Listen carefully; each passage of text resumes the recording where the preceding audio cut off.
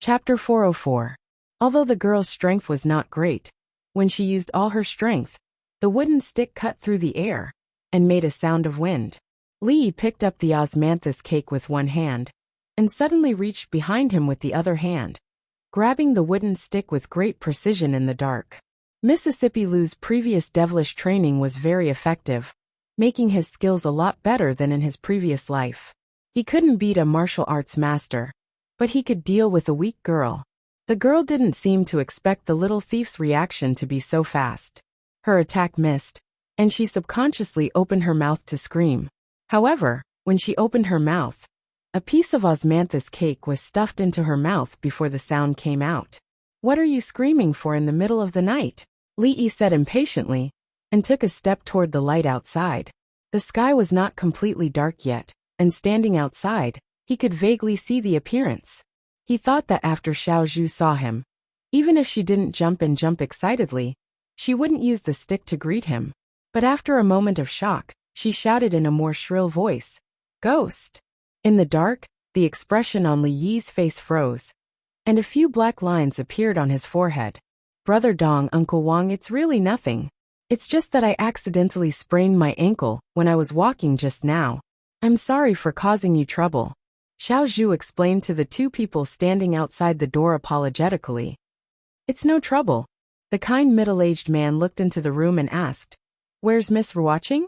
Is there really nothing at home?" Xiao Zhu said, "Sister Ruoqing is in the room. There's really nothing wrong." Xiao Zhu explained for a long time, and then the middle-aged man dispelled the doubts in his heart and said, "If there's anything, just shout, and we'll come immediately." After sending the two people away with great difficulty, Xiao Zhu closed the door and quickly ran into the room. At the same time, Li Yi also finished the last piece of osmanthus cake. "Is it really you?" She walked around Li Yi twice and asked suspiciously.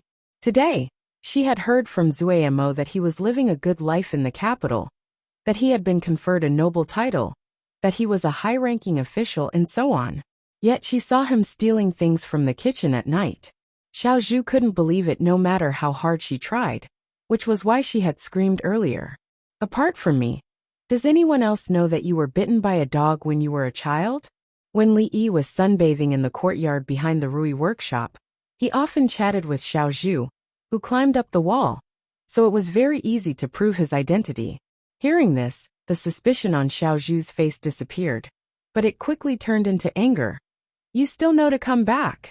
Hearing this, Li Yi was startled and couldn't react for a moment. What did he mean by, "he knew to come back"? Looking at her expression again, there was disappointment mixed with anger, like a little wife who had caught her husband fooling around outside at night, and all the emotions of grievance were written all over her face. Li Yi's heart was full of doubts, but her emotions didn't seem fake. For a moment, he even suspected, before he left Qing'an Prefecture, that he had lost another particularly important memory? What happened to me? Thinking of this, even his words became strangely guilty. Xiao Zhu sat down angrily across from him and asked, "Do you know how did Sister Ruoqing get through these days?" How did she get through? Li Yi thought, why did it bring up Ruoqing again? Could it be in the memory that he had lost, the main character was someone else? Even if it was amnesia, it should be a memory from half a year ago. The plot couldn't be so complicated and bizarre, right? Chen Yuzhu looked at Li Yi and said angrily, "These 2 months, Sister Ruoqing hasn't slept well at all. Do you know, because of those things in the brothel, she didn't sleep at all last night, and today she slept for less than an hour. She has lost a lot of weight. Didn't I remind you several times before I left to take good care of Miss Ruoqing, to let her pay attention to rest, and not overwork?" Li Yi looked at her and said, "Don't tell me you didn't get this allowance." He knew Wan Ruoqing worked very hard, and when he left, he specifically told Xiao Zhu that when necessary, the matter of the brothel could be put aside, and taking good care of her body was the most important. He had reminded her of this more than once, and even specially paid her a salary. Now she was blaming him. Xiao Zhu was speechless for a moment, because what Li Yi said was the truth. But how could she change what Sister Ruoqing had decided?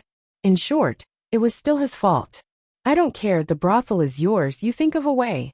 The young girl pouted, and didn't intend to reason with Li Yi, with a look of, I am cute, I am right. Li Yi did not intend to reason with Xiao Zhu. Only now did he understand why the brothel business had developed so quickly, in just a short 2 to 3 months. Wan Ruoqing had even forgotten to eat and sleep because of this. And he, as the shopkeeper, felt a little guilty. Where is Miss Ruoqing now? Li Yi stood up and asked. Inside. Xiao Zhu pointed to the room with the light on, and said doubtfully. Strange, we were talking so loudly outside. Sister Ruoqing should have heard us long ago. Why hasn't she come out yet? Li Yi and Xiao Zhu opened the curtain and walked in, and saw a figure leaning over the table. Even in her sleep, Ruoqing was frowning slightly, as if she had encountered something troublesome.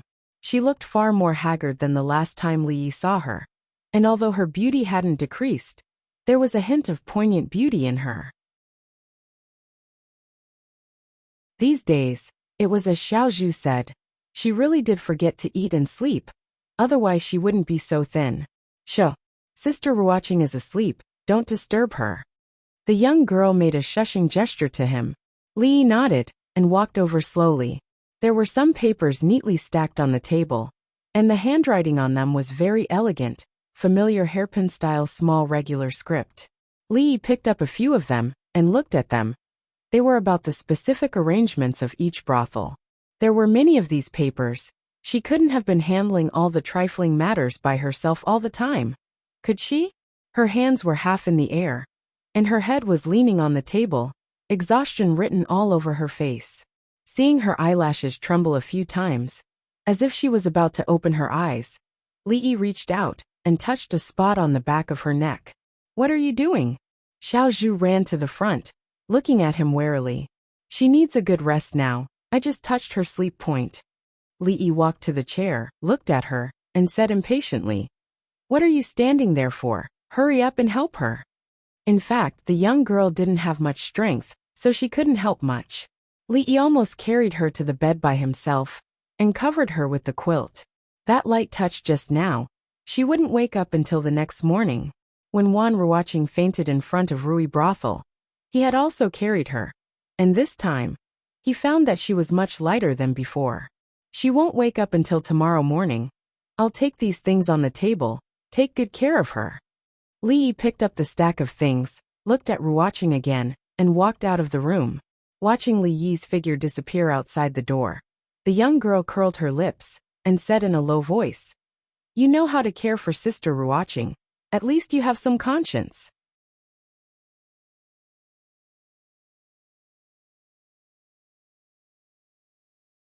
Chapter 405. The osmanthus cake could barely fill one's stomach, but it was not enough. Not far from Rui Lane, there was a noodle stall. Li Yi and Xiao Huan used to frequent it. He didn't expect the noodle woman to still be there. Li Yi ate another bowl of noodles. The woman didn't speak much, and didn't seem to recognize that he used to be a regular customer of the noodle stall. She had many customers every day, and it was difficult to remember one or two. After finishing the noodles and returning home, he lit the lamp and sat at the table. He took out the things he got from Ruoqing, and carefully flipped through them. The handwriting on the paper was elegant, and the content clear. Li Yi didn't have to spend much effort to have a comprehensive understanding of the current situation of the theater. There were about 20 theaters in Qing'an Prefecture, with the prefecture as the center and extending outwards. Because of the lack of manpower, it had almost reached the limit of expansion. As for the Jianghu and Wulin, they were all handled by Old Man Sunday. The authority of the Wulin hero ranking increased day by day. There were even some brothels outside the city that provided arenas for all kinds of masters to compete for rankings. The masters participating there were free of charge, but the spectators had to pay a certain fee. Of course, no one was short of a few copper coins.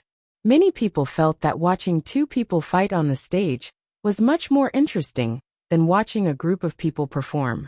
Therefore, there was no lack of spectators for every competition, and the profits could not be ignored. It wasn't easy to develop to this point in 2 months. No one knew better than Li Yi how powerful this force was. Of course, the current development of the brothel had reached a bottleneck. If they wanted to keep the customers, they had to continuously innovate and have better stories and scripts.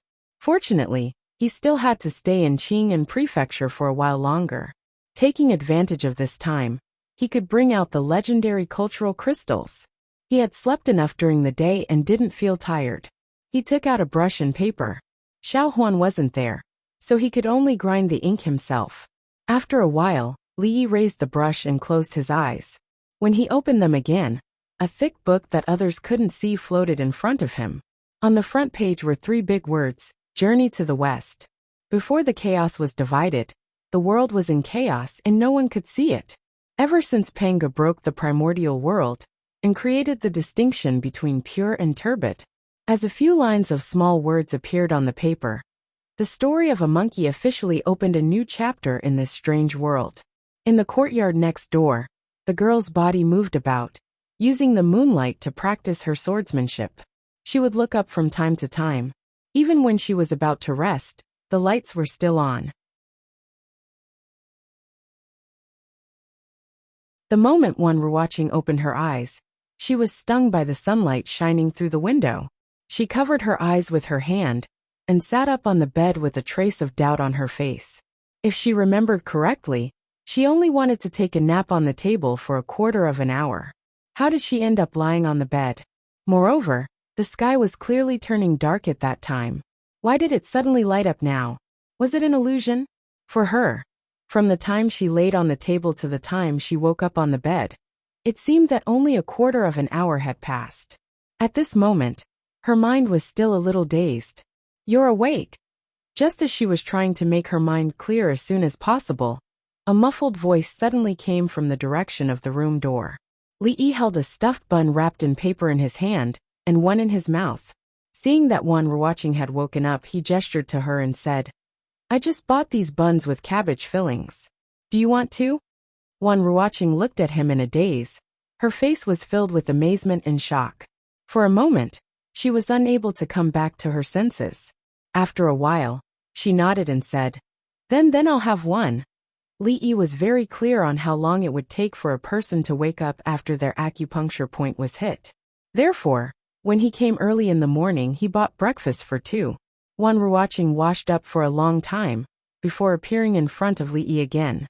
She did not have any makeup on, and her face was bare.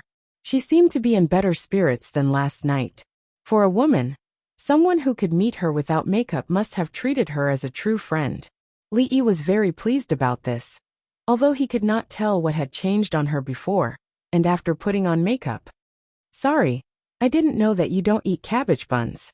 Xiaozhu has already gone out to buy new ones."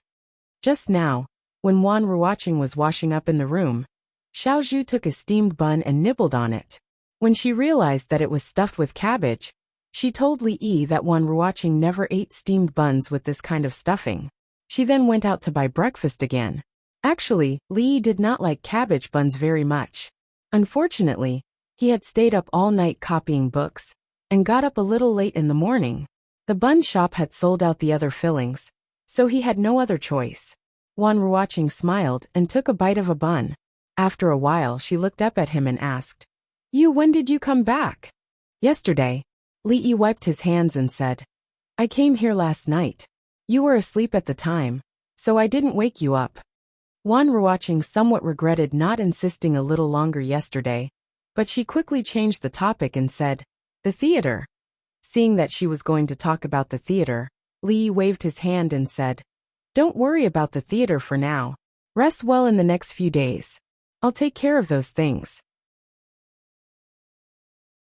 The things he did related to the theater were only because he did not want to see the brothel close down at the time. He did not think about how big or how good it was. Although his thinking was different now, he could not make Ruoqing work so hard just because of this. Wan Ruoqing nibbled on the bun and did not know what to say for a moment. They had not seen each other for more than 2 months. She thought she would have a lot to say, such as asking how he was doing in the capital, and if he would not come back in the future. However, when the words were on the tip of her tongue, she did not say them in the end. "I advise you to let it go. That person is having fun in the capital. Maybe he has long forgotten about the things here." Zheng Zimo walked in from outside with a food box in her hand. She would persuade Wan Ruoqing like this several times a day, but today she closed her mouth before she finished speaking. Looking at the back of the figure sitting across from Wan Ruoqing, a trace of doubt and disbelief quickly flashed through her eyes. A moment later, Li Yi took a sip of the porridge Zheng Zimo brought over with a spoon. He looked up at her and asked, "By the way, what did you say about having fun?" "Nothing." Seeing his indifferent look, Zheng Zimo gritted her teeth and said, "Where did you buy the porridge today?" Li Yi suddenly asked. "What?" Zheng Zimo turned to look at him, feeling a little nervous for no reason. "Don't go to that store in the future. You can't even control the heat of ordinary porridge. Sooner or later, you will have to close. Eat it or leave it." Zheng Zimo snatched the bowl from Li Yi's hand, put it back in the food box, and walked out angrily. "What's wrong with her?" Li Yi looked at Wan Ruoqing and asked in confusion. He did not offend her in any way today. Could it be that she was still holding a grudge over that misunderstanding? The first time they met was like this. Li Yi felt that the boat of friendship between the two might be overturned. Wan Ruoqing pondered for a moment and said, "Nothing. It's just that the porridge just now was made by Zimo herself."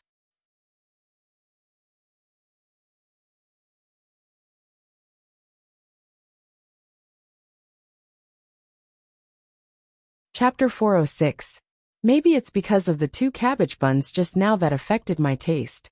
Li Yi gulped down the plain porridge and said, "From a gourmet point of view, it's best not to eat anything messy before tasting delicious food. This porridge is very good. It would be nice if there was another plate of pickled vegetables or pickled cucumbers." Without participation, there was no right to speak. If this porridge was sold, it would be fine. He could judge it after spending money. It was not the behavior of a gentleman to eat and drink someone else's porridge and complain that it tasted bad. Although Li Yi's definition of himself was not a gentleman, in order to save the boat of friendship between him and Zheng Zimo, that was on the verge of collapse, he could only speak against his conscience.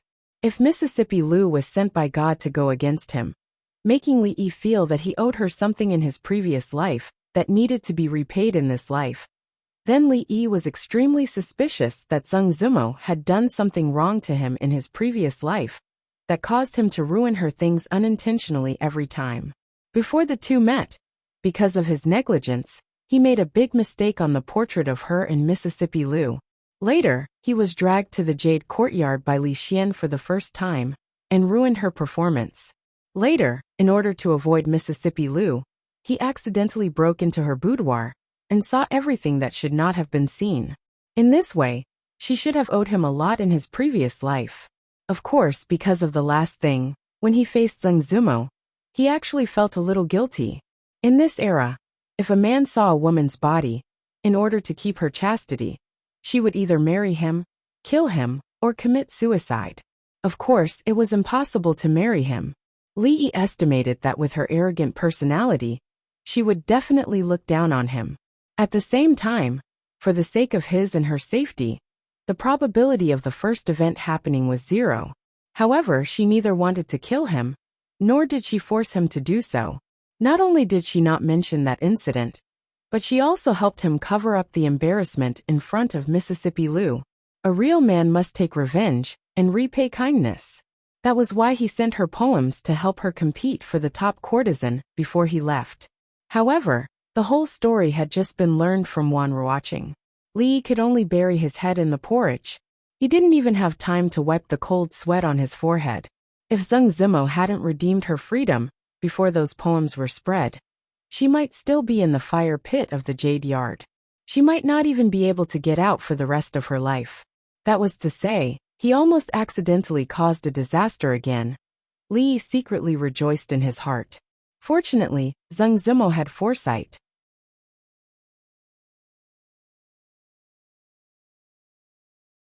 If she had redeemed herself a little later, he really wouldn't have been able to repay the debt in this life, other than dedicating himself to her and giving her the only 100 kilograms of flesh he had. So at that time, she didn't even think about competing for the top courtesan. He was being overly sentimental. Not only did he not repay the favor, but he owed her even more. making her the absolute goddess in the heart of Qing and Prefecture, and even everyone who heard those poems. The star of this era, the national goddess that countless people would spend a lot of money just to see once, was also in constant trouble. Every day, she had to face countless crazy bees and butterflies. She didn't even dare to go out without a mask and sunglasses. Li Yi decided not to speak for the time being to avoid embarrassment. The white porridge in the bowl was quickly finished. He seized the portion that originally belonged to Xiao Zhu, trying to use eating as an excuse to shut his mouth. The embarrassed expression on Zheng Zimo's face eased slightly. She took this as a way for Li Yi to make amends. "I'm back.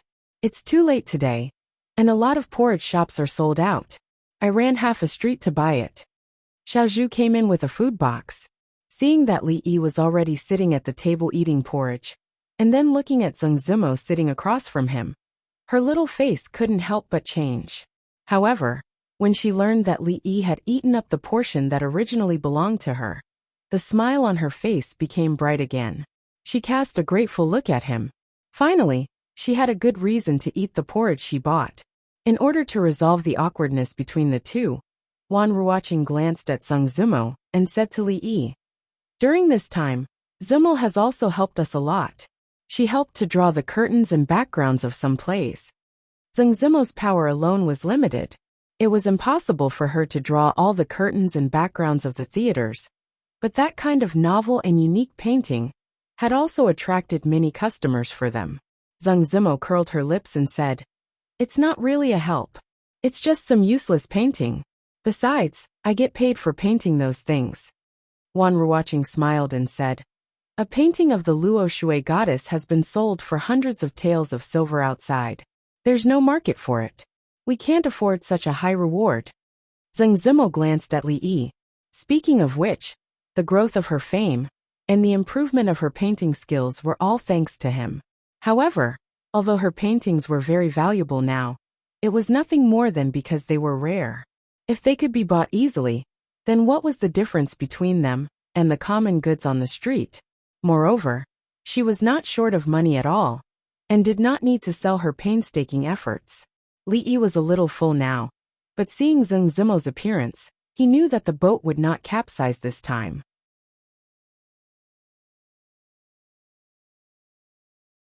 He suddenly felt that the 2 bowls of porridge just now were the 2 most meaningful bowls of porridge he had ever eaten. He came over in the morning to give the first few chapters of Journey to the West to Wan Ruoqing, so that the storytellers could familiarize themselves with it first. The official serialization would begin tomorrow. At the same time, he hadn't been to the theater for a long time. He wanted to see what the theater was like now. "I'll take you there." The nearest theater was only a few dozen steps away from here. Li Yi and Wan Ruoqing walked out of the door, and happened to meet a group of people coming from the front. Seeing those people, Zheng Zimo, who was walking at the back, changed her expression. She was about to retreat, but it was too late. "Miss Zimo, what a coincidence." A young man at the front immediately greeted her, and said with a smile, "So this is the Luo Shui goddess. Indeed, seeing is believing. She is indeed a peerless beauty. Miss Zimo, I have set up a banquet at the Agarwood Tower today. I wonder if you can do me the honor." Most of these people were young men. After one of them took the lead, the others came forward one after another, talking politely and attentively. Some of them had seen Zheng Zimo countless times. They tried to please her many times, but she didn't take them seriously. Some of them came purely because of her reputation. They felt that although this Luo Shui goddess was extremely beautiful, she didn't seem to be as exaggerated as described in the poem. She was not much better than this year's champion, Lu Qiaoqiao, and even comparable to the woman next to her. But since she was so famous, and almost everyone in Qing and Prefecture knew her, there must be a reason. Thinking about it this way, it made them even more curious. Li Yi was also stunned by this sudden scene. It was one thing to hear Wan Ruoqing say it, but it was another thing to see Zheng Zimo's pursuers with his own eyes. Who would have thought that in ancient times, there were fans of their idols who came to stop them? The young man looked talented and seemed to be well read, but he actually said such a lame reason like, "What a coincidence." Diehard fans really lowered their intelligence. As for the person who set up the banquet at the Agarwood Tower, who would treat their idols to a meal so casually, they should at least take out thousands of taels of silver to show their sincerity. Seeing this scene in front of him, an idea suddenly emerged in Li Yi's mind. If Zheng Zimo's influence could spread to the capital, and then put up a big billboard in front of every perfume shop, with a picture of Zheng Zimo holding a perfume in her hands. It must be three-dimensional, and at the end, add an advertising slogan, XX perfume. Miss Zimo said it was good after using it.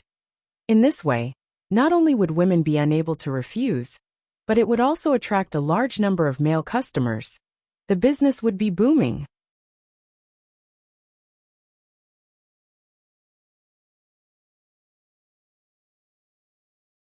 Chapter 407. In this world, no one knew better than Li Yi how powerful the fan effect was. In the past, he thought that because of the background of the era, it was impossible to have a star model like the one in the future. However, seeing this scene today, he realized that this matter seemed to be very promising. Since there was a goddess of Luo Shui, why couldn't there be other goddesses like the goddess of Wei Shui, the goddess of Hanshan, and other goddesses? Of course, it was not easy to promote a national goddess like Zheng Zimo, who had beauty, temperament, and a little luck. However, grassroots stars were closer to life. Sister Osmanthus Cake, Sister Grape Wine, Tofu Beauty, Sister Tonghalu. And these civilian goddesses could be achieved with a little hype. If not, he could let the brothel operate, and each state and county would elect a few state and county beauties. Then he could push out a few newcomers signed by his family. Excellent actors not only relied on acting skills to make a living, but also had extremely high requirements for appearance. With a foundation, the event was held by his family, and the final right of interpretation was also up to him. As for the result, it was nothing more than a matter of going through the process. When he became famous, he could endorse for those rouge, cosmetics, jewelry, and the like, cut ribbons, attend commercial performances, and so on. This was all a business without any cost. By the way, he couldn't let go of the goddess of Luo Shui. He had to sign her first, lest others take advantage of her. She had a good relationship with Wan Ruoqing. When the time came, he could play the emotional card, and the possibility of success was not small. After all, the reputation of the goddess of Luo Shui was ready-made. There was no need to invest any resources. This was a big advantage. Those who always wanted to take advantage of others generally couldn't take advantage of others. Li only understood this after a long time. At this time, he only felt a slight tightness on one arm, and he could feel the softness and smoothness through a layer of clothes. He looked at Zheng Zimo, who came up to take his arm, and his brain was a little confused for a moment. What was going on? Watching the legendary goddess of Luo Shui, Miss Zimo, leave with the young man's arm. Everyone stood there in a daze, unable to believe their eyes. Could it be that Miss Zimo was already taken? Except for husband and wife, who would do such a thing in public between a man and a woman? If heartbreak had a sound, Wan Ruoqing and Xiao Zhu would definitely feel that it was particularly noisy around them at this moment.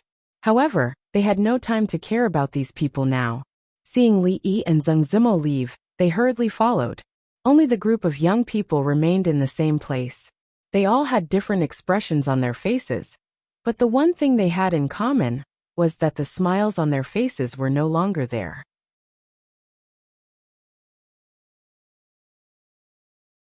She hadn't said anything just now, but she had said everything. How is this possible? Who is that person? Why haven't I seen him before? She is Lady Zuemo, the goddess of Luo Shui. Many people were still unable to accept what they had just seen. Goddesses should exist high up in the clouds. Why did they have to descend to the mortal world all the time? A goddess marrying a man was a huge blow to them. It was likely that many people would leave the fan club because of this. Li Yi was stunned for a moment before he immediately understood what had happened. Of course, Zheng Zimo couldn't have suddenly fallen in love with him and wanted to force a confession. The only explanation was that she wanted to get rid of these crazy bees and butterflies, and used him as a shield. However, how could she not ask for his opinion? A shield also had dignity. Don't move. This is all your fault. It should be solved by you. Sensing that Li Yi wanted to pull his hand out, Zheng Zimo whispered, and at the same time, she used some strength in her arm. Li Yi stopped moving around to avoid accidentally touching something he shouldn't. If he moved again in this position, Zheng Zimo would definitely think that he wanted to take advantage of her. Fortunately, they were only a few dozen steps away from the theater. When the two walked in from the back door, Zheng Zimo immediately let go of him. Wan Ruoqing walked over from behind and looked at Zheng Zimo, not knowing whether to laugh or cry. She said, "You forget it. This is indeed the most effective way." Seeing that Zheng Zimo was actually looking at him proudly, Li Yi was quite speechless. If it was in modern times, it was not uncommon for girls to hug and kiss, let alone hold a shield's hand. This was how it was played in many TV dramas. The shield was generally a standard tall, rich and handsome man with both looks and wealth. The female lead was a sweet and innocent girl who acted as a play for her ex-boyfriend, or ex-boyfriend's current girlfriend, or ex-boyfriend's current boyfriend. Then, under a miraculous fate, after 20 or 40 episodes of twists and turns, after experiencing all kinds of setbacks and blows, they would end up together with the original shield, making countless ignorant girls in front of the TV jealous. However, this was not modern times, nor was it an idol drama. Could it be that the shield had already appeared thousands of years ago? Moreover, the goddess of Luo Shui, who was equivalent to an A-list actress in Qing'an Prefecture, was not a sweet and innocent girl with zero sense of existence. If there was a female star in the future who dared to do this, the man's ancestors would probably be dug out. On the second day of coming to Qing'an Prefecture, Li Yi foresaw the trouble he was about to encounter. However, the most troublesome thing was not Zheng Zimo's suitors, but how he should explain to Rui and Mississippi Lu's sword. Of course, the reason was still because of his decision 3 months ago. At this time, he could only slowly swallow the bitter fruit he had sown. Thank you for your kindness before, but this matter started because of you, so it should be ended by you. Anyway, you will leave soon. When you arrive in the capital, no one will know who Zheng Zimo is. Zheng Zimo turned to look at him, raised a white palm, and said, "After today, our previous grievances are written off." Wan Ruoqing only knew that the two of them had never been on good terms, especially because of those poems. Zheng Zimo had complained a lot in front of her in the past 2 months, although she could clearly see that her complaints were fake. More than once, she had seen her secretly looking at the poetry book with a silly smile. Li Yi knew that she was actually talking about something else. After hesitating for a moment, he also raised his palm. Pa, pa, pa. No, there was only one sound. Pa. A high five as a vow. Zheng Zimo raised her eyebrows. After giving Li Yi a high five, she turned around and walked further inside. Her footsteps were obviously relaxed. Li Yi shook his slightly numb palm, wondering why she had used so much strength just now. However, he also secretly breathed a sigh of relief. It seemed that the boat had sailed to a calm sea, and there was no need to worry about turning over in a short time. In a room backstage of the theater, Old Sun put aside a stack of newly collected scripts and let out a long sigh. The previous scripts and stories were almost used up now. If they didn't innovate, the theater would gradually become deserted again. He absolutely didn't want to see that. However, the new scripts he saw recently were all old and boring, and none of them could be used. This serious problem was already imminent. However, the lack of a script was only a matter of urgency. There was another matter that was really urgent. The new county magistrate way was obviously not easy to deal with. How could they fight with the county magistrate in the territory of Anqi County, after losing their backer? The sound of footsteps came from the door. Old Sun suppressed these emotions, turned his head, looked at the person and said doubtfully, "Why is Miss Zimo here now?" "Miss Ruoqing is not here now. I'm afraid you have to go home to find her." Before Zheng Zimo answered, 2 other figures walked in from the door. "Hey, Miss Ruoqing is here. I happen to have something to talk to you about." Old Sun didn't finish his words. Looking at the young man who walked over side by side with Ruoqing, he was stunned for a moment. The wrinkles on his old face were like blooming chrysanthemums. He said in surprise, "Sir, you're finally back."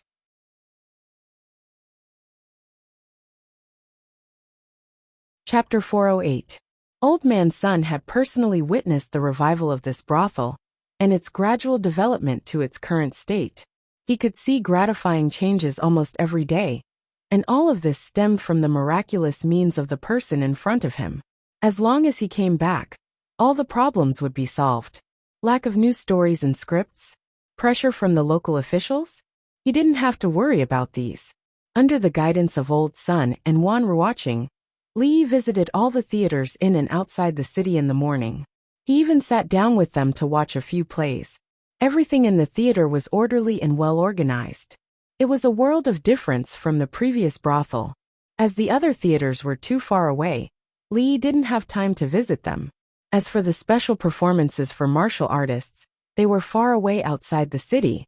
Naturally, he didn't have the chance to see them today. Along the way, Old Sun kept telling him about the development of the theater these days.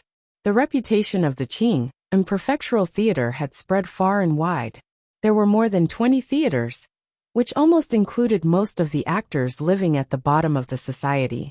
Even actors from other states and counties came to seek shelter. However, because there were too many people, the theater couldn't accommodate them all. Now they could only do some chores. As long as they could eat, it was good. Old Sun talked incessantly. All of them are very grateful to you. They hope that we can bring the theater to other states and counties. There are countless actors living in poverty there. In the past, most of these actors worked alone. They built a small shed in Hua City, or formed a group. They could only rely on tips to survive. They had the last meal, but they didn't have the next one. They even wandered around the prefectures. Because of their lowly status, they couldn't do anything else. Their profession didn't allow them to live a stable life. Suddenly there was such a place. They only had to do what they had always been doing. Their food and accommodation were provided, and they were paid a lot. They didn't have to run around. Which actor wouldn't be tempted? The success of the Qing and prefectural theater was due to its high-quality content and scientific management methods. Both of these were things that other people could not learn, or had a hard time learning.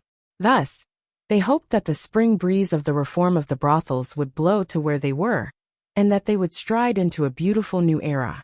It had almost become the common hope of the performers in the nearby counties. At the mention of this matter, the weariness on Old Man Sun's face was swept away, and his muddy old eyes flashed with light. Years later, the actors who had gotten rid of their lowly status and could finally live under the gaze of thousands of people would never forget the words of the kind old man before he died.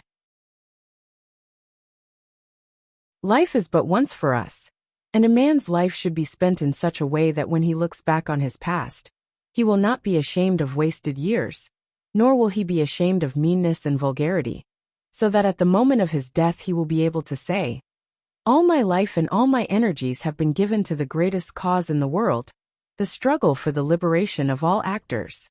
That old man was their enlightener, their forerunner. He would be remembered in history and become a god in the hearts of generations of actors. Li nodded. He agreed with Old Sun's words. Our goal is the Sea of Stars, the entire Jing Kingdom. Qing and prefectural theater isn't enough. I will stay here for the next few days and help you take care of things here. When this place is completely stabilized, some of us will continue to develop in the neighboring counties. The others will go to the capital. That will be our new starting point. The capital? Old Sun paused for a moment and nodded. He agreed with Li Yi's decision. Although Qing and prefectural was prosperous, it couldn't compare to the capital. Furthermore, it was the capital of the Jing Kingdom. It had great significance. If they could take root in the capital and lead the trend, it would naturally be easier to infiltrate other places. Sir was indeed a sir. His knowledge was far beyond what he could compare. Old Sun had already decided that he had to go to the capital personally.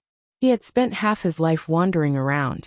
It made no difference to him whether it was Qing and prefectural or the capital. Under these circumstances, he had to choose the place that needed him the most. Li Yi and Old Sun discussed the next step of the plan in more detail. Wan Ruoqing would sometimes express her opinion on the side. Suddenly, the three of them heard a strange sound at the same time. Li Yi turned his head and looked in the direction of the sound. Zheng Zimo's pretty face was red. She never drank the porridge she cooked herself. She didn't eat anything in the morning, and she had been walking around with them for more than 4 hours. She was already tired and hungry. Speaking of which, I'm hungry too. Let's go eat first. Lee broke the awkwardness with one sentence. Okay, Zhang Zimo said immediately. It's noon right now. The restaurant must be very busy. We can't find a place in a short time. It should be faster if we cook some simple dishes ourselves. Wan Ruoqing thought about it and suggested. Although Zhang Zimo was very hungry, she thought that what she said made sense. She had to endure a little longer. Why don't we go to my house? Wan Ruoqing and Old Sun were both great contributors to the theater. They were the most important veterans. Li Yi felt that it would be more sincere to invite them to his house for dinner. Moreover, it would be more convenient to discuss the future development of the theater at home.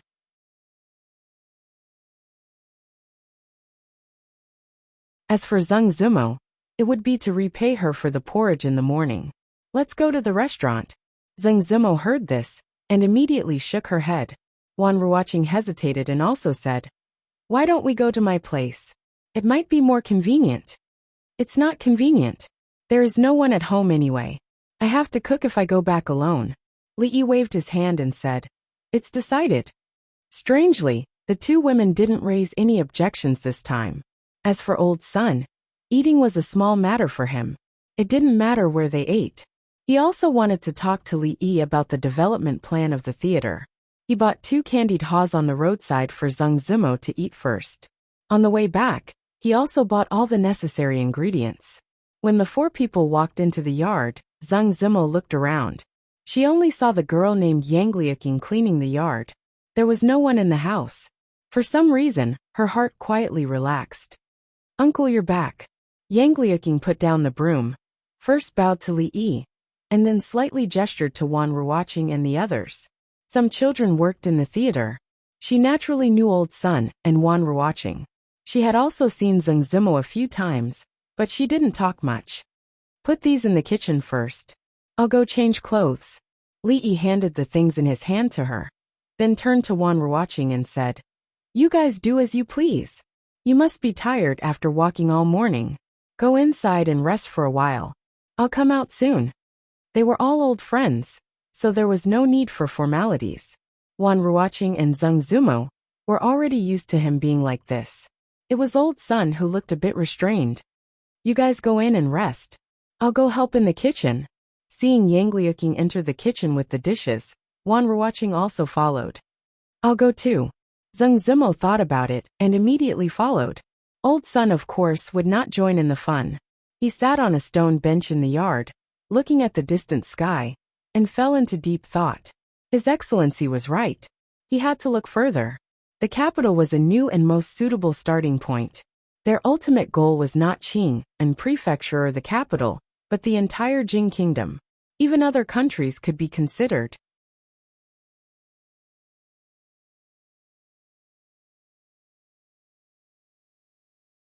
Chapter 409.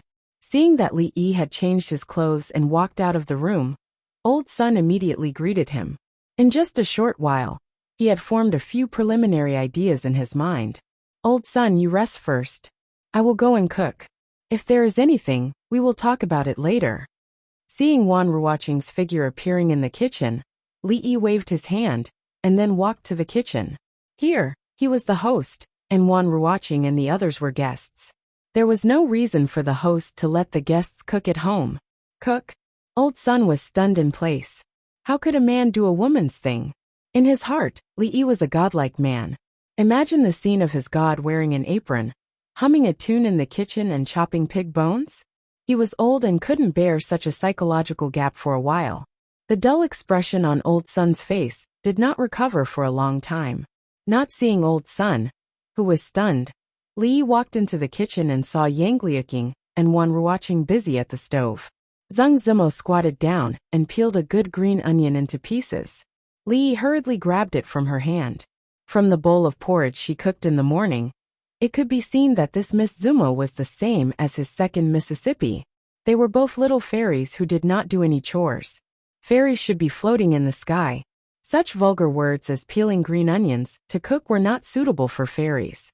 Okay, you go outside and rest. We will be fine here. Li waved his hand at her. It was enough to have one watching and Yangliuking to help. He didn't know how long it would take for him to cook a meal for 5 people. He had to find 2 people to help. There was no need to talk about one watching. Since the osmanthus cake was so delicious, how could her culinary skills be bad?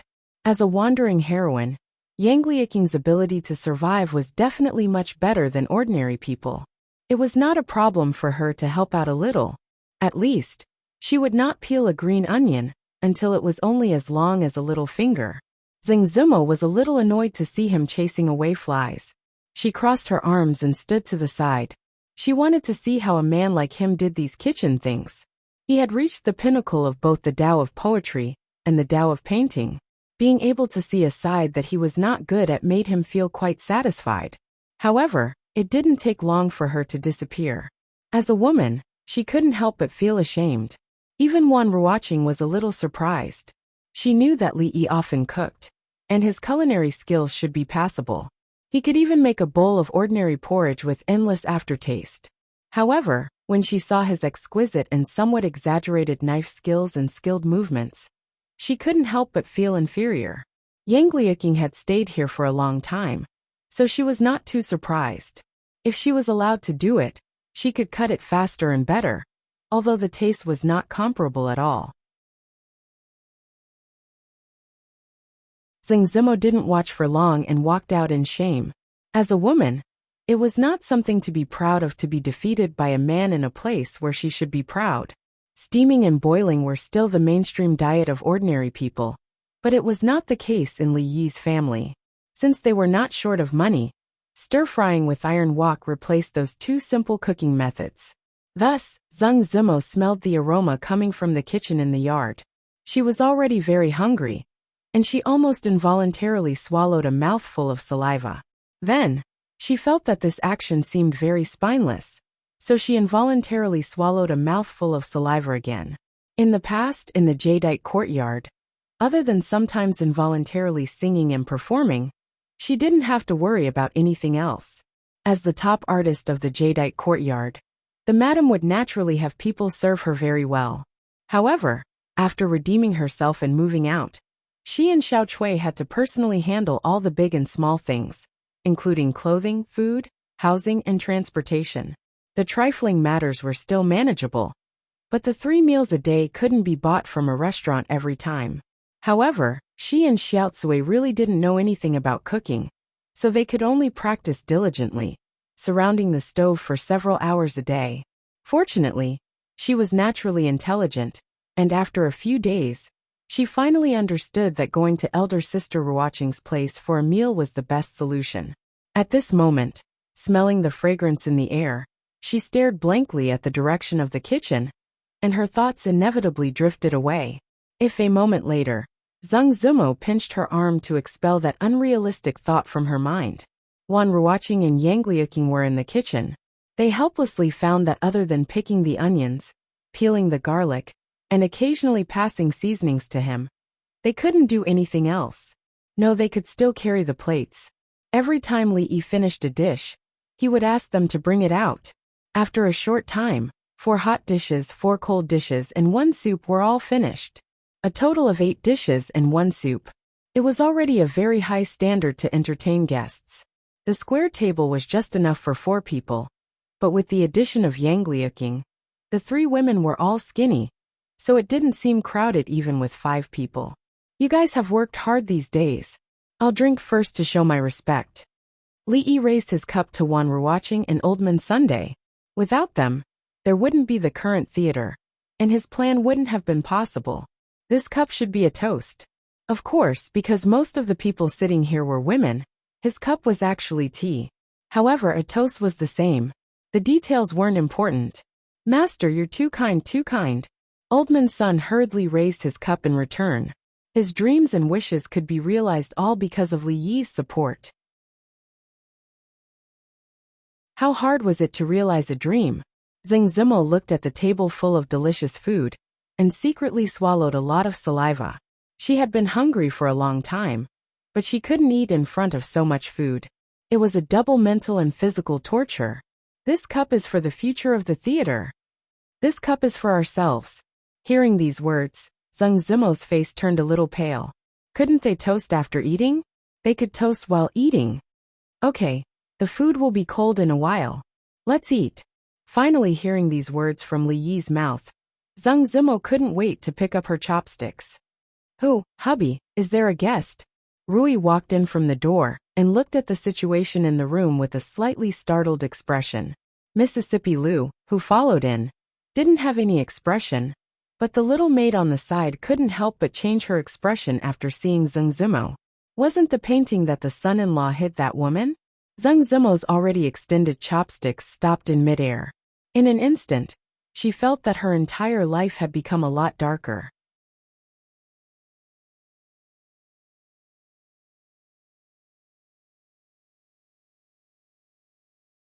Chapter 410. Zheng Zimo swore that except for the half-moldy steamed bun that she picked up in the kitchen after being hungry for 3 days in the musical house when she was a child, this was the most delicious meal she had ever eaten in her life. Sister Ruoqing's cooking was also very delicious, but it seemed that today's was more suitable for her taste. For this reason, she was a little very envious of Li Yi's wife, even the little maid. When she was very young, even if there was only one unmoldy steamed bun to eat, she would feel very happy, thinking that it would be good if her whole life could be like today. Later, she was chosen by the madam of the Jade Courtyard, who took her to Qing'an Mansion. Since then, she never lived such a hard life again. As the top artist of the Jade Courtyard and the money tree of the madam, she naturally had no lack of luxurious clothes and good food, and was pursued by countless people. However, after that, no delicacy for her could compare with half a moldy steamed bun. So Li Yi was very curious why she could have tears in her eyes when eating a meal. Was it because the food he cooked was so delicious that she couldn't help being moved to tears? Li Yi felt that this was the greatest respect for the fruits of his labor, much more than Mississippi Lu's behavior of robbing him of food every time. So when Zheng Zimo was about to leave, Li Yi also invited her to visit his home when she was free. After living 2 lives, this was the most fulfilling cooking experience for him. Of course, this time, Mississippi Lu did not rob him, because she, Rui, and Xiao Huan did not sit at the same table with him and others. Yang Liuqing also went to their table. Li Yi happened to be discussing the theater with Old Sun, and Wan were watching during the meal. Your Excellency, after I go back, I will try to interview in several theaters according to what we just discussed.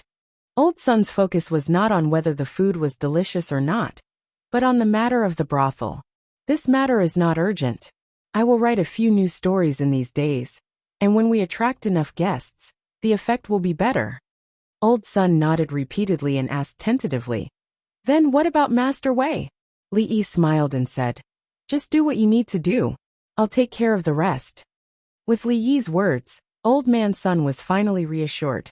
This meant that an Anxi County magistrate wasn't worthy of the Lord's attention. With such a background, the development of the brothel would definitely be much smoother. After sending them off, Li Yi lay on the rocking chair in the courtyard alone. While closing his eyes to rest, he was also thinking about something. The brothels in Qing and Fu were actually just an unintentional decision he had made a few months ago.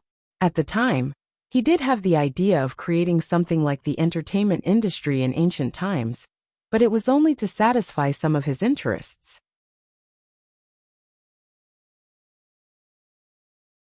However, he gradually realized that the purpose of the brothel seemed to be more than just entertainment. It could also be used for many other things. It was like an invisible blunt knife. It looked rusty but hid a dazzling sharpness. The trip to the capital made him more aware that he needed to do something or prepare something. Although the token in his arms was useful, it was not his. Others could take it back with a word or a thought. How could he have peace of mind when he had something that truly belonged to him? Wulin Hero Ranking, Wulin, Jianghu. Li Yi's index finger lightly tapped on the armrest of the rocking chair. At this moment no one, including himself, knew that the words he was muttering in the courtyard would stir up the entire Jianghu of the Jing Kingdom in the near future, to the extent that the world would be turned upside down. At this moment, Xiao Huan was helping Rui clean up the dishes in the kitchen. From time to time, she would poke her head out to take a look. Only when she saw the son-in-law alone in the courtyard did she feel relieved. Slightly further away from Li Yi, the sword in Yang Liuqing's hand danced. Mississippi Lu stood to the side and watched. Occasionally, she would open her mouth to give him a few pointers. Every time this happened, a look of joy would appear on Yang Liuqing's face. In just a moment, the sword's light would become even sharper. 2 branches of red apricot peeked over the wall and into the courtyard. The leaves rustled in the breeze. The warm breeze was pleasant and refreshing. Li Yi turned over and immediately felt much more comfortable. He then remembered that it had been a long time since he had felt so comfortable. Not long after he closed his eyes, the familiar drowsiness of noon hit him. His perception of his surroundings gradually disappeared. At this time, it was the 2nd year of Jinghe, 10th of April spring. In Qing'an Prefecture, for most people, they might not know who the magistrate was, or who the prefectural magistrate was. They might not even know who the emperor was. This was because it was too distant for them. However, it was impossible for them not to know who the Luo Shui goddess was. Those poems were really too famous. Especially when the Luo Shenfu was released, it caused countless people to fight to copy it. This indirectly caused the price of paper in Qing'an Prefecture to increase by more than 20%. Many paper shops and printing shops became rich because of this. Naturally, they were grateful to the goddess of Luo Shui and the #1 scholar of Qing'an Prefecture, who was famous but never seen. The gifted scholars marveled at the attainments of the poems themselves, and regarded the chance encounter with the beauties described in the poems as a matter of elegance. After this incident, the reputation of the Jade Courtyard's leading courtesan became even greater. Even those who had not been educated wanted to see what the woman, who was rumored to be like a fairy from heaven, looked like. They could not see the fairies in heaven, but could they not see the Luo Shui goddess who had come down to earth? The fame of the Luo Shui goddess was not only limited to men. In Qing'an Prefecture, whether it was a young lady from a noble family or a village woman who did not want to see her, they were all women. Those who had the slightest bit of confidence in their looks all wanted to compare with the Luo Shui goddess. Where were they lacking? Of course, there were also smart people like the 10 top courtesans who understood that they were lacking compared to Zheng Zumo. One was the #1 scholar in Qing'an Prefecture, and the other was the #1 scholar in the Jing Kingdom. In short, the former top courtesan of the Jadeite courtyard, the Luo Shui goddess Zheng Zumo, had been the topic of conversation in Qing'an Prefecture and the focus of everyone's attention. 2 months ago, everyone thought that she had an extremely ambiguous relationship with the #1 scholar in Qing'an Prefecture. Otherwise, why would he write such a poem for her? However, after 2 months of observation, everyone was surprised to find that no one of the opposite sex had ever appeared by Zheng Zimo's side. For most people, this was without a doubt great news. In particular, those self-proclaimed romantic geniuses, or noble young masters, who had a bit of confidence in their looks suddenly became the lascivious bees and butterflies around the Luo Shui goddess. They tried to win over the Luo Shui goddess who had fallen to earth. Even the son of the county magistrate was no exception. However, after so many days had passed, it seemed that no one had won the Luo Shui goddess's heart. The Luo Shui goddess hadn't even attended a single banquet. This news was neither good nor bad. They didn't get to pick the peach. At least others didn't get to taste it either. Everyone's hearts were balanced.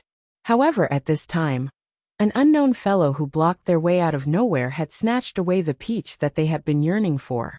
How could they not be angry? For a moment, the guy whose name was unknown immediately became the public enemy of all men in Qing'an Prefecture after the news spread.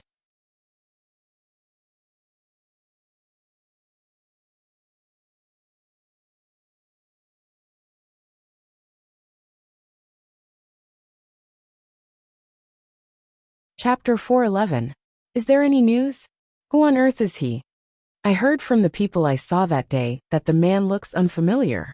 He doesn't seem to be very famous in the Qing'an Prefecture. Could it be that he isn't from the Qing'an Prefecture? This is outrageous. The Luo Shui goddess belongs to the Qing'an Prefecture. How can she be taken away by an outsider? In just 2 days, topics such as, who on earth is the mysterious man beside the Luo Shui goddess? And what is the relationship between the outsider and the Luo Shui goddess? Immediately became the hot topic of discussion. The speed at which it spread was enough to make people dumbfounded. In fact, the focus of people's discussion was no longer on Zheng Zumo. The man who appeared beside her that day was the focus of the public's opinion. Investigate. We must find out who he is. In a gorgeous mansion, a young nobleman ordered several servants. It's impossible for him to suddenly appear beside Lady Zumo. There must be something we don't know. Go and investigate. Apart from me, who else is worthy of the Luo Shui goddess? No matter who that person is, I will make him regret it. Messages and orders came from all corners, and countless pairs of eyes stared at Zheng Zumo's residence.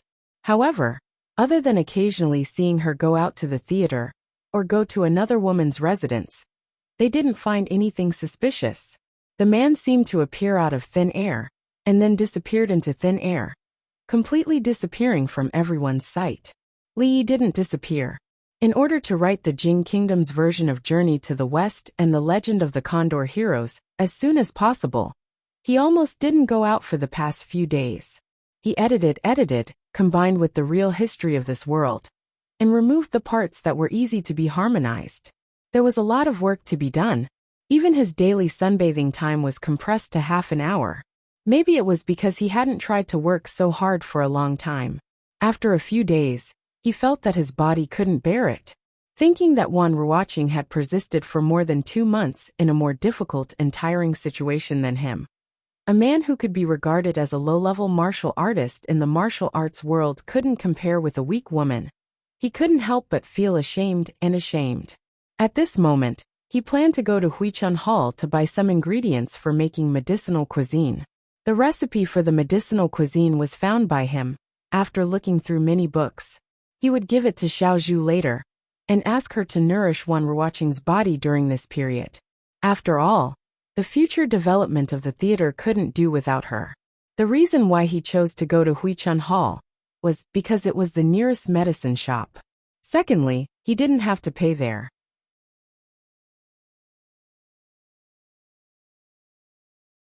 When he taught the suturing technique to Dr. Chen from Huichun Hall, Dr. Chen said that in order to thank him for his selfless contribution, the medicine hall would not charge him a single cent as long as he came to visit them in the future. Only by being careful could he live a long life. Although he didn't have much money, as a man who knew how to live, he should save where he could, right? The door of the medicine shop was open. Li Yi took out the recipe for the medicinal cuisine from his arms and walked in. "Doctor, how is my eldest brother's injury?" In Huichun Hall, a strong man grabbed Dr. Chen's arm and said, Don't worry. Let me go first." Dr. Chen struggled to get rid of the man's hand. He stood up and said, "His external injuries are not serious. He will recover after a few days of rest. But the internal injury he suffered is quite serious. I'm afraid it will take him a long time to recuperate." "A long time to recuperate? That is to say my eldest brother won't die?" The strong man pondered over Dr. Chen's words. After a moment, his face lit up, and he grabbed Dr. Chen's hand again and asked. Dr. Chen shook off his hand again. With one hand behind his back, he raised his head and looked like a lonely master. He said, "Who am I? It's just a small injury. Of course it won't be fatal." That's great. The strong man cried out in surprise. Then he thought of something and said angrily, "Those quacks said that even immortals couldn't save my eldest brother. They are all useless. Dr. Chen's medical skills are better." As a doctor, Dr. Chen was very happy to be praised by a patient. A smile also appeared on his old face. Glancing at the middle-aged man who was lying on the bed, his complexion much better than before, he secretly felt that it was not time for him to die. If he had come a few months earlier, he was afraid that he would have ended up the same as the quack that the man had mentioned. He could only come to the conclusion that even a deity would not be able to save him. What kind of divine person could come up with a method to stitch up people's wounds like a bag? It seemed incredible, but it could save people in times of crisis. He went to the capital once and personally handed this method to the imperial physician. When he left the capital, the imperial physician had already decided to promote this method to the world. If all the doctors in the world could learn this method, how many lives would be saved, and how much good karma would be created? Even if 1 in 10,000 of them were to fall on him, it would be enough to protect him from illness and disaster for several lifetimes. Thank you, Divine Doctor. Thank you. Just when Dr. Chun was distracted, the man had already knelt on the ground and kowtowed to him. It was a doctor's duty to treat and save people. Dr. Chun hurriedly bent down to help him up. However, the man was so strong that he could not move him at all even when he used all his strength. Seeing a figure enter Hui Chun Hall, Dr. Chun was stunned for a moment and immediately said, "Don't thank me. If you want to thank someone, thank that Lord." The suturing technique used to save your elder brother's life was suggested by that Lord. Although the man's brain was not good enough most of the time, it was not to the extent that he could not understand this sentence. He turned around and was about to speak when he saw the young man standing in front of him. He was stunned for a moment and blurted out the word benefactor. Li Yi was also stunned. As soon as he walked into the medicine shop, someone bowed to him. What was even more unexpected was that the guy kneeling on the ground was the stupid and cute mountain bandit who wanted to rob him a few days ago, but was mercilessly humiliated by Mississippi Lu. He looked at Dr. Chun with a puzzled expression. His meaning was obvious. What was the situation in front of him? The process of the matter was not complicated. After Dr. Chun explained a few words, Li Yi finally figured out the situation. It turned out that a few days ago, after the man was rejected by several doctors in the city, he carried his injured brother and came to him. If it was a few months ago, he did not know how to suture wounds. In order to avoid trouble, he might have told the man to go back and prepare for his funeral. However, things had changed. Dr. Chun was now a first-class divine doctor in the eyes of everyone. He disinfected, sterilized, and sutured the wound. After this set of procedures, he finally brought the man back from the gates of hell. Hence the scene of the man kowtowing today. However, Dr. Chun knew better than anyone else that although he was the one who saved the man, the person this man should thank the most should be Li Yi. "Benefactor, we owe you our lives." After knowing the truth, the man patted his chest and said with a serious expression, "If you have any errands in the future, just let me know. I won't frown even if I have to climb a mountain of swords or plunge into a sea of flames." Li Yi thought to himself, "How is this owing a life? If it weren't for your stupidity, you would have died under Mississippi Lu's sword a few days ago when you blocked the road to rob him. How would you have the chance to kneel here and kowtow?"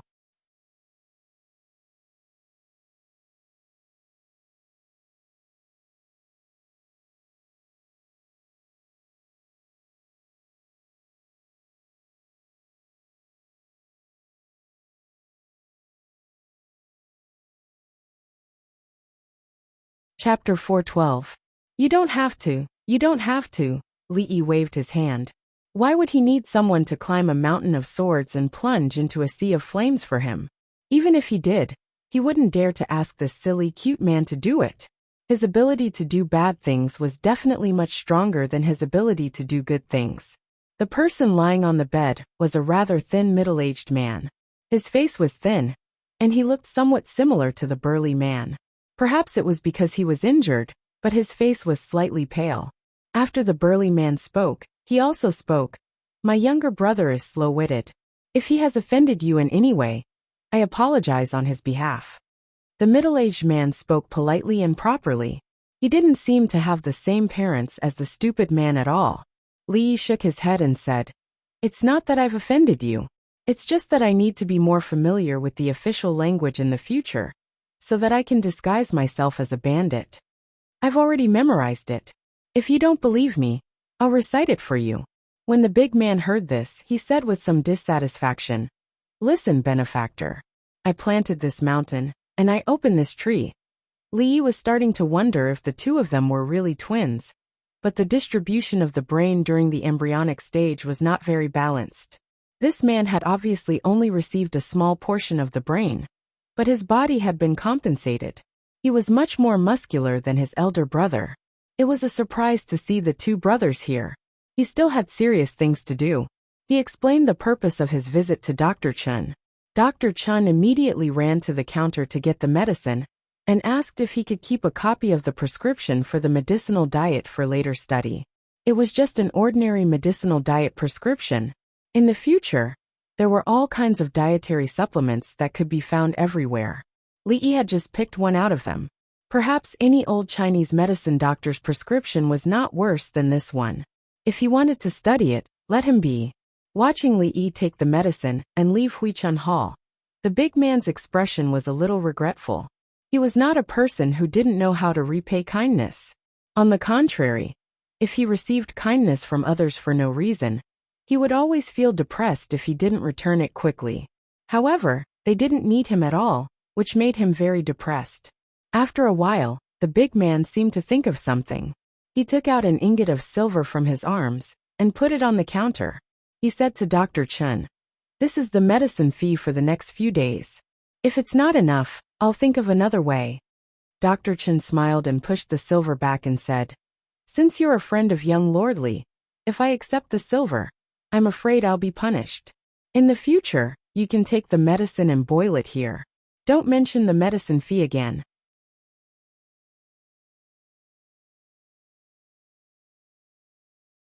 Huichun Hall had been open for dozens of years, so it must have accumulated a lot of money.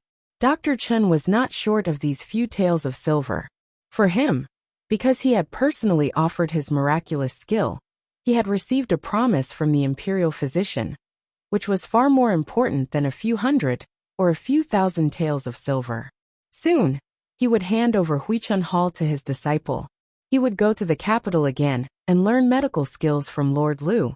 If he could achieve great medical skills in his lifetime and enter the imperial physician's bureau to work, he would have no regrets even if he died. The middle-aged man slowly sat up from the bed. He had always been decisive, so he didn't refuse. Even if he wanted to repay the kindness, the prerequisite was that his body could recover. He smiled and said, "I am greatly indebted to you, but I don't know your identity. I'm really ashamed. I wonder if Dr. Chun can tell me?" The middle-aged man was obviously very talkative. When the two of them talked, the big man felt a little bored. He scratched his ears and cheeks, feeling very uncomfortable. There were experts competing in the theater outside the city today. Both of them were rare experts on the heavenly list. He didn't know if the hero's ranking and heavenly list would change after today. If he could go and watch the show, how good it would be. Under Li Yi's arrangements, Wan Ruoqing didn't have much to do these few days. Other than occasionally going to the brothel, she stayed at home to read the two books, Journey to the West and The Legend of the Condor Heroes. She wasn't very interested in the latter, but she heard from Old Sun that the book was very well received in the theaters outside the city. When the storytellers told the stories, the theaters were almost full, and most of them were people from the martial arts world. Old Sun had always been in charge of matters related to the martial arts world.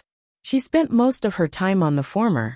Obviously, this story had a wider audience and was suitable for almost all theaters.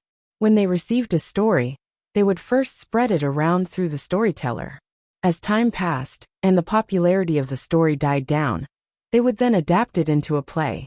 Any guest who had heard the story would almost never miss out on these plays, and the theater would thus welcome a second wave of customers. However, this wasn't all.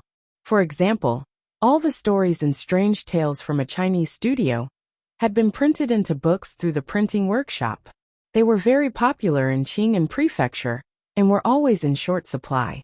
There were also picture books adapted from the stories, and even snacks sold in the theater. These were all extensions of the theater's business.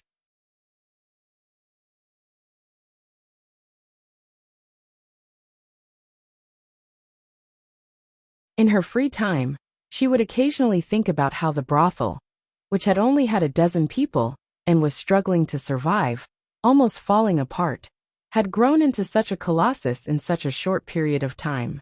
Originally, she just wanted to live with Yuzhu in Qing'an Prefecture. Even if they weren't rich, they could still get by. She never thought that a day would come where she could decide the fate of countless actors with a single thought. She didn't lack in material things, but she needed to be more careful with every step she took. As she was thinking about these things, Xiaozhu came bouncing in from outside. She waved the thing in her hand and said, "Sister Ruoqing, guess what this is?" Wan Ruoqing didn't answer, because she knew that with Xiaozhu's personality, she would definitely say it in the next moment. "This is the medicine that Li just sent over. He said it's for some kind of medicinal cuisine." Xiaozhu put the thing in her hand on the table and said, "This time, he told me to take good care of you. You're not allowed to sleep late, and you're not allowed to care about the things in the theater. You just have to take care of your body." The young girl said with a smile, "Don't worry. I'll definitely raise you until you're fair and fat. Otherwise, how can I be worthy of the salary he paid me?" With that, she picked up the things on the table again and ran to the kitchen. "Let me do some research first. What exactly is this medicinal cuisine?" Wan Ruoqing stood up and walked into the courtyard. She stretched her body. Outside the courtyard walls, there were flowing clouds floating in the sky, separated by a wall. The sound of two people coughing could be heard. "Miss, it's burnt again." The young girl coughed as she said, "Miss, forget it. You can't make this. Let's go out and buy it. Or we can go to Miss Ruoqing's place to eat." Drunk Imo seemed to have been stimulated a few days ago, and became even more passionate about the kitchen. However, although her painting skills were superb and her singing skills were also extraordinary, she didn't seem to have much talent in cooking. After a few days, not only did she not improve at all, but her ability to make that little courtyard a mess was increasing day by day. "Today's dishes, as usual, I have to make more." Thinking this in her heart, she walked towards the kitchen. "These are all groundless rumors. Can you believe them?" Li rolled his eyes at Mississippi Lu and pushed the little servant girl's pitiful head to the side. "But the people outside are saying," and Xiaohuan's face was bitter. The people outside were saying that the goddess of Luo Shui already had someone she liked, and the person she liked was the #1 scholar in Qing'an Prefecture. Wasn't that the son-in-law? There was another half of the sentence that she didn't say. The person in the painting that the son-in-law still hid in the room was that person.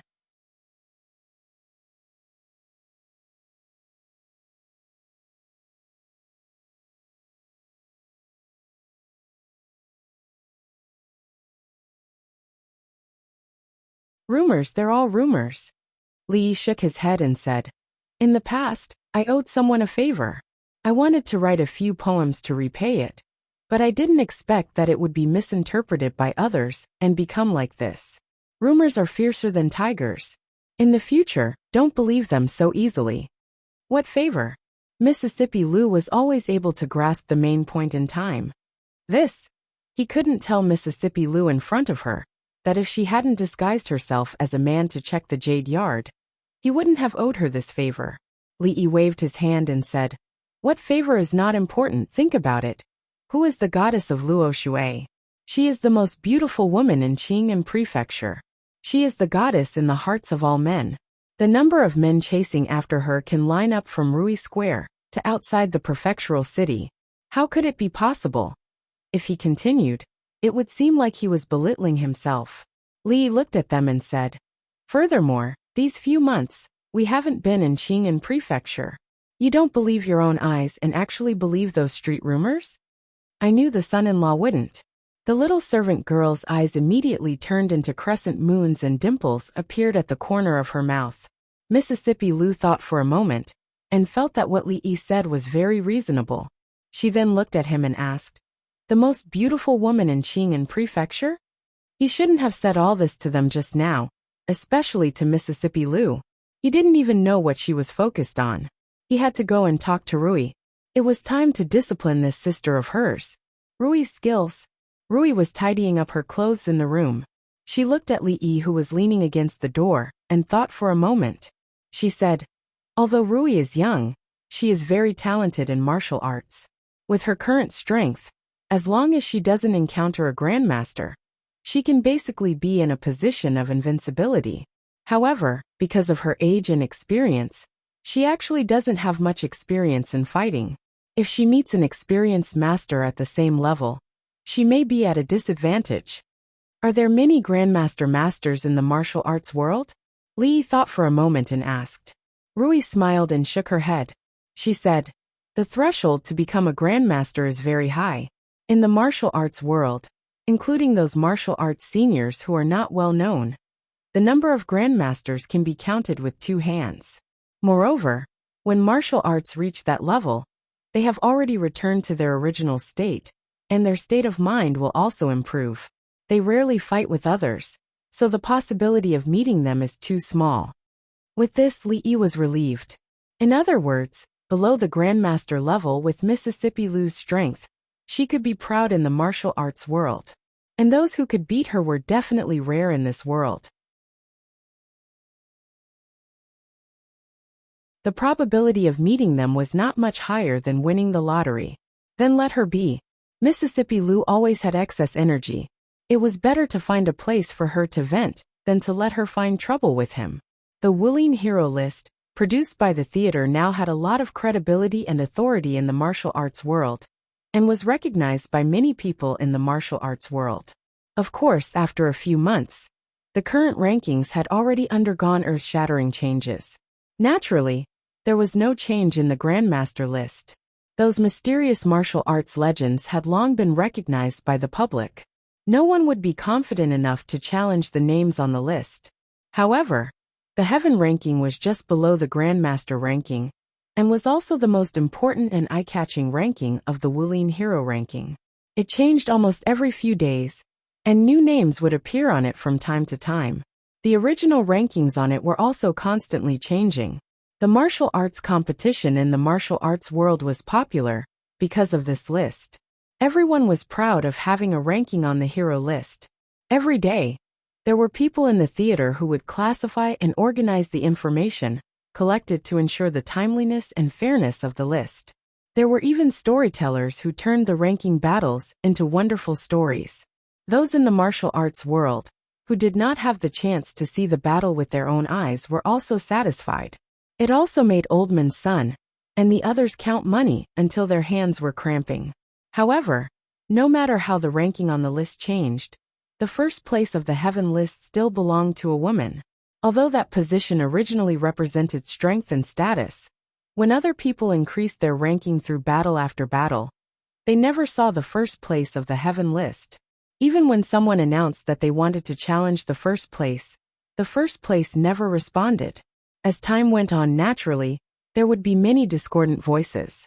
Especially those who were ranked at the top. They probably had some complaints. Some people even secretly talked about the shady business of the list, saying that the first place of the Heaven list did not live up to its name and should be replaced as soon as possible. Otherwise, it would be unfair. Mississippi Lu heard 2 people in the martial arts world talking about this when she was shopping one day. At the same time, it was also the first time she heard that the theater outside the city actually provided a place for martial arts people to compete and learn from each other. The ranking was determined by victory and defeat. She had long been dissatisfied with the fact that her name was not on the list. The next day, she single-handedly defeated the 9th place of the Heaven list, a master who happened to be in Qing'an Prefecture. She entered the top 10 of the Heaven list in her first battle. Ever since the World of Martial Arts Hero Ranking Board was released, there would be an unknown dark horse who would appear once every few days. They would defeat powerful players who had been famous for a long time and charge into everyone's sights. But this was the first time someone had defeated someone in the top 10 of the Heaven Ranking Board. Considering that the 9th place did not even last for the time it took for a stick of incense to burn before he surrendered, the person in charge of adjusting the ranking temporarily put her in the 5th place. It was also at this time that the people knew her name, Lu Rui. They were both extremely skilled in martial arts, had a similar name, and were both in Qing'an Prefecture. They would not believe that she did not have a relationship with the first place of the Heaven list, Lu Rui. This news was quickly verified. This time, no one said that the first place of the Heaven list was undeserved. The younger sister was so powerful. How bad could the older sister be? If anyone still had doubts, they would first defeat the 5th place of the heaven list. The reason why she was ranked 5th was because the 3 people in front of her were not in Qing'an Prefecture. Perhaps even those 3 did not have absolute confidence in defeating her. There was no need for the theater to deliberately promote her. This heroine Lu, who came out of nowhere and had both beauty and strength, became the hot topic of discussion in Jianghu in a few short days.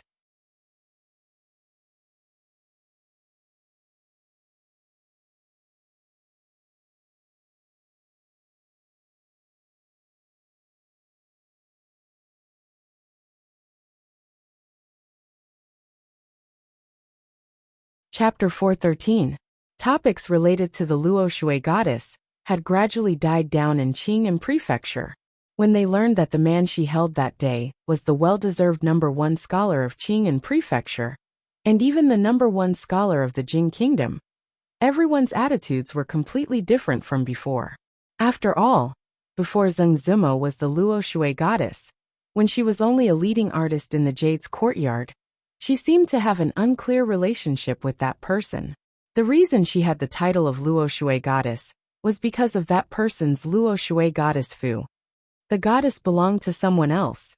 Even if they were envious and jealous, they could only be envious and jealous. In terms of literary talent, the scholars of Qing and had already been beaten black and blue by that person. Even when it came to poetry, they felt tired. There was a mountain in front of them. No, there were countless mountains blocking their way. Any one of them was a height they could never climb in their entire lives. Under such circumstances, who would have the heart to climb a mountain? This directly caused countless scholars of Qing and to no longer have any interest in poetry. Most of their energy was placed on history and essays. It made Professor Feng smile in his sleep. Poetry was a small path. As scholars, they should focus on the imperial examinations. They could not lose sight of the bigger picture because of small gains. Who would have thought that something he had advised countless times to no avail would be solved by that kid with a few poems? According to a few professors of the prefectural school, Professor Feng was overjoyed and immediately composed a poem. When he raised his eyes and saw the Bright Moon collection that a student had placed on the table, his face immediately darkened and he burned his poem. Because Li Yi's most famous poem was Shuidiao Getu, almost everyone in Qing'an Prefecture could recite. When will the moon be clear? Holding a cup of wine, I asked the blue sky. Some busybodies took the first 2 words and named his poem collection of Bright Moon. Li never participated in poetry competitions and did not interact with the scholars. Naturally, he could not deny this.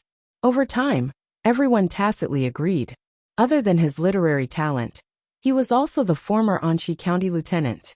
Now he seemed to have been transferred to the capital. Although his official position was not known, he had been favored by the emperor when he was still in Qing'an Prefecture. Now it was likely that he would go one step further. Although no one knew why he had returned to Qing'an Prefecture, he was still someone most people had to look up to. No matter how they compared themselves to him, it was a sad thing. Everyone felt depressed in their hearts, but they had to admit that they were impressed. Of course, not everyone thought that way. What #1 scholar in Qing'an Prefecture? Can scholars be eaten?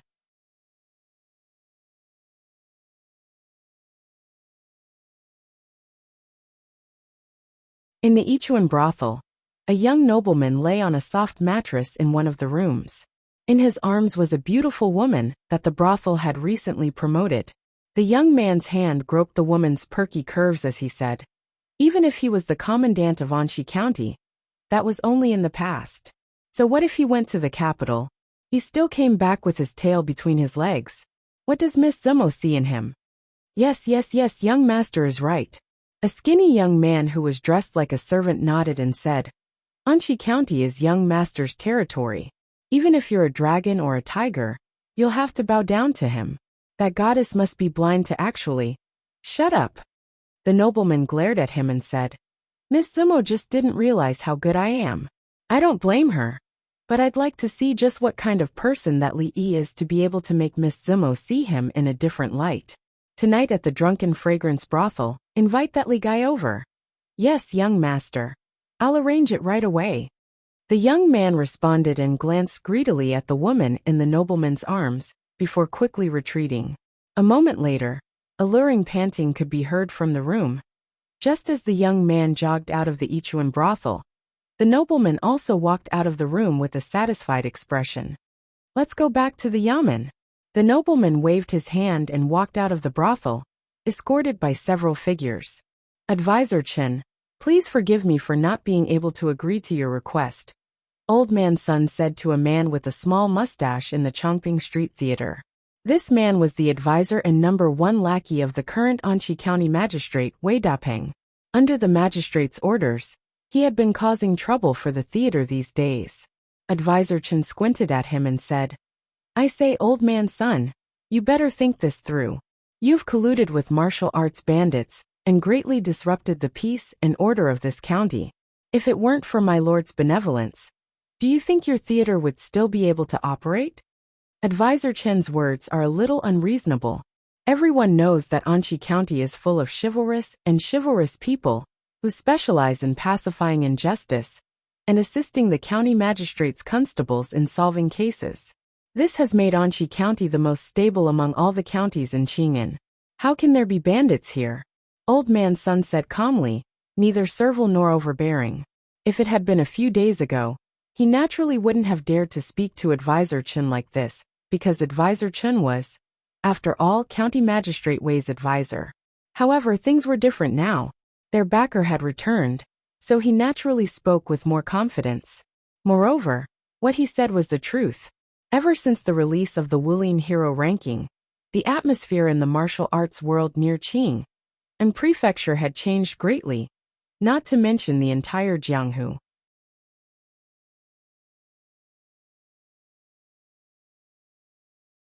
Didn't people live for fame and fortune? Most of the people in the martial arts world acted freely. They didn't care much about money, but they cared a lot about fame. Who didn't want their stories of chivalry to be made into stories by storytellers and spread throughout Qing and Prefecture, so that the name of chivalry would spread throughout the Jianghu?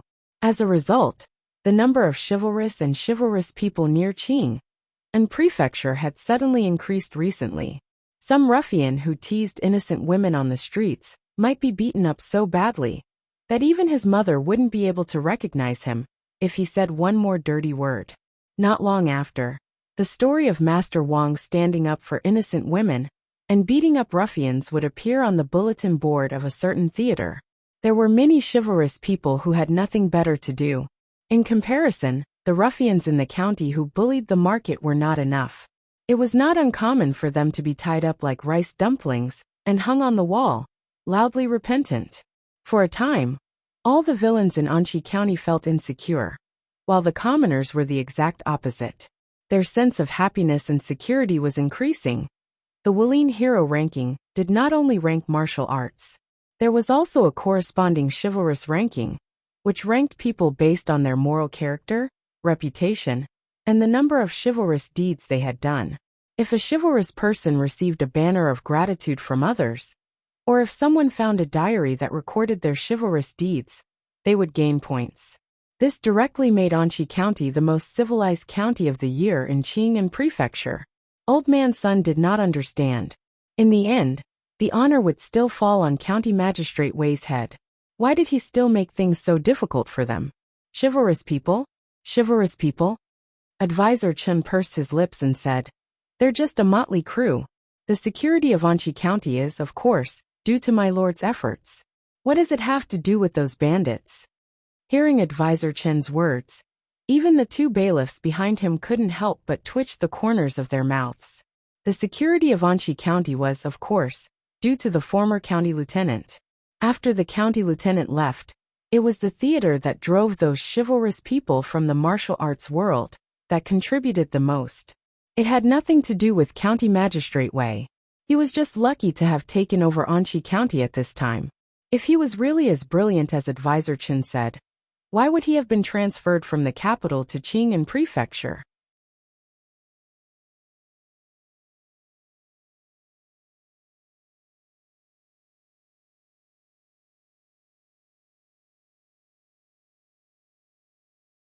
Chapter 414.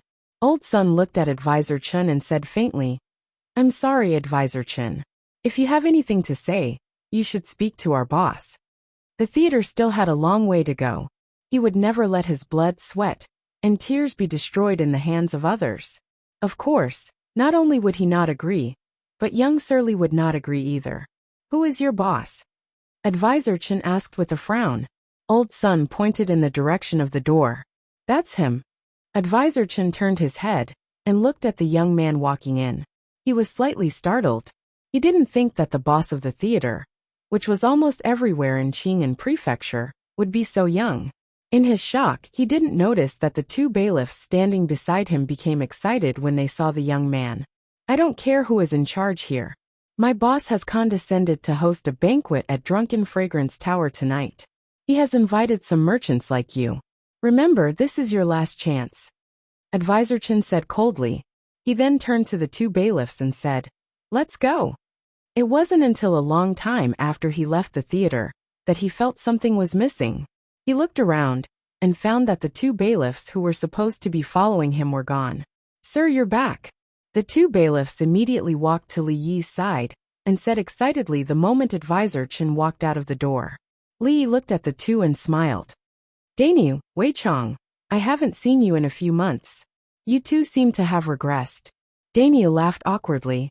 Ever since Sir Lu left, County Magistrate Wei only used his own confidence in the county government. The days of old bailiffs like them were not good. During this time, bailiffs Dainu and the others have helped us a lot. Otherwise, our days would have been even more difficult before Sir returned. Old Sun said with a smile. It's only right. Dainu rubbed his head and smiled. I was thinking of quitting this lousy bailiff position and finding a job here. It's better than being bullied in the county government. All right. If you don't want to be a constable, do you think your wife will forgive you? Li Yi waved his hand, sat down on the chair next to him, and said, Just in time. Tell me, what's going on with that Lord Wei? What's the situation in the county government now? No one knew these things better than Dainu and the others. Dainu stepped forward and immediately said, This is Sir Wei. He came here after Sir Lu was transferred to the capital to be a high-ranking official. I heard that he used to be an official in the capital, but I don't know what kind of official he was. Usually his eyes are on his head. Even Magistrate Wang and Secretary Zheng didn't look him in the eye. Magistrate Wang was very sad. He was so sad that he couldn't even taste his favorite tea. He was healthy, his children were filial, and his married life was harmonious.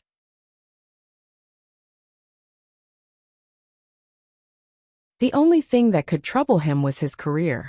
2 months ago, on a sunny day like today, he and Magistrate Lu had rare leisure time. They drank tea and chatted in a secluded place in the back of the government office. Anxi County had become a model for all the counties in Qing'an Prefecture, and even the whole country.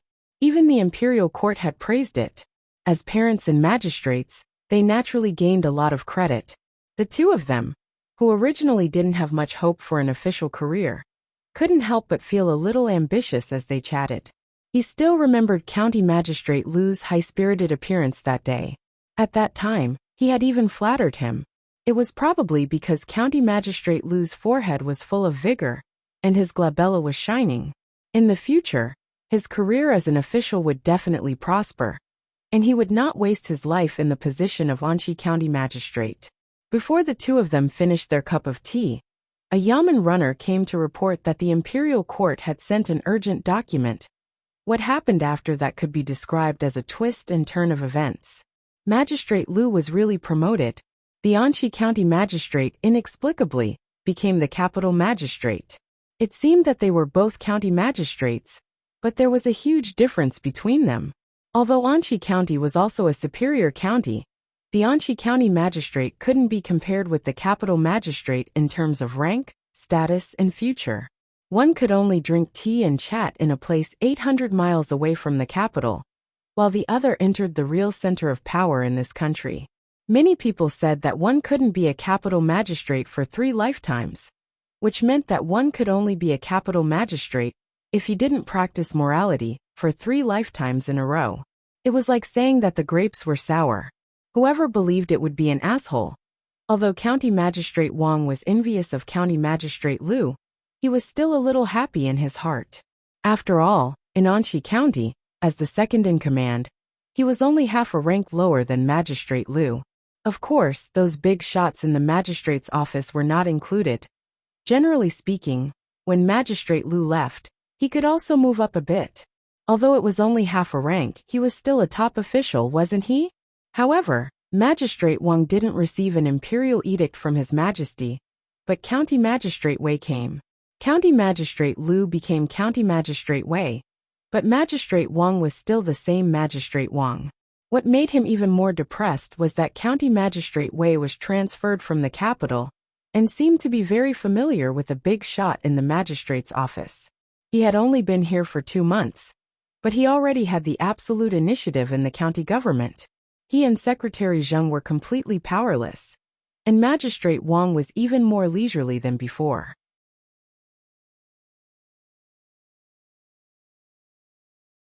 Dog official. Magistrate Wang spat. After taking a sip of tea, he heard a voice coming from behind. Sir, the tea is cold. Do you need another cup? Pooh. Magistrate Wang spat out all the famous tea that he usually didn't bear to take out.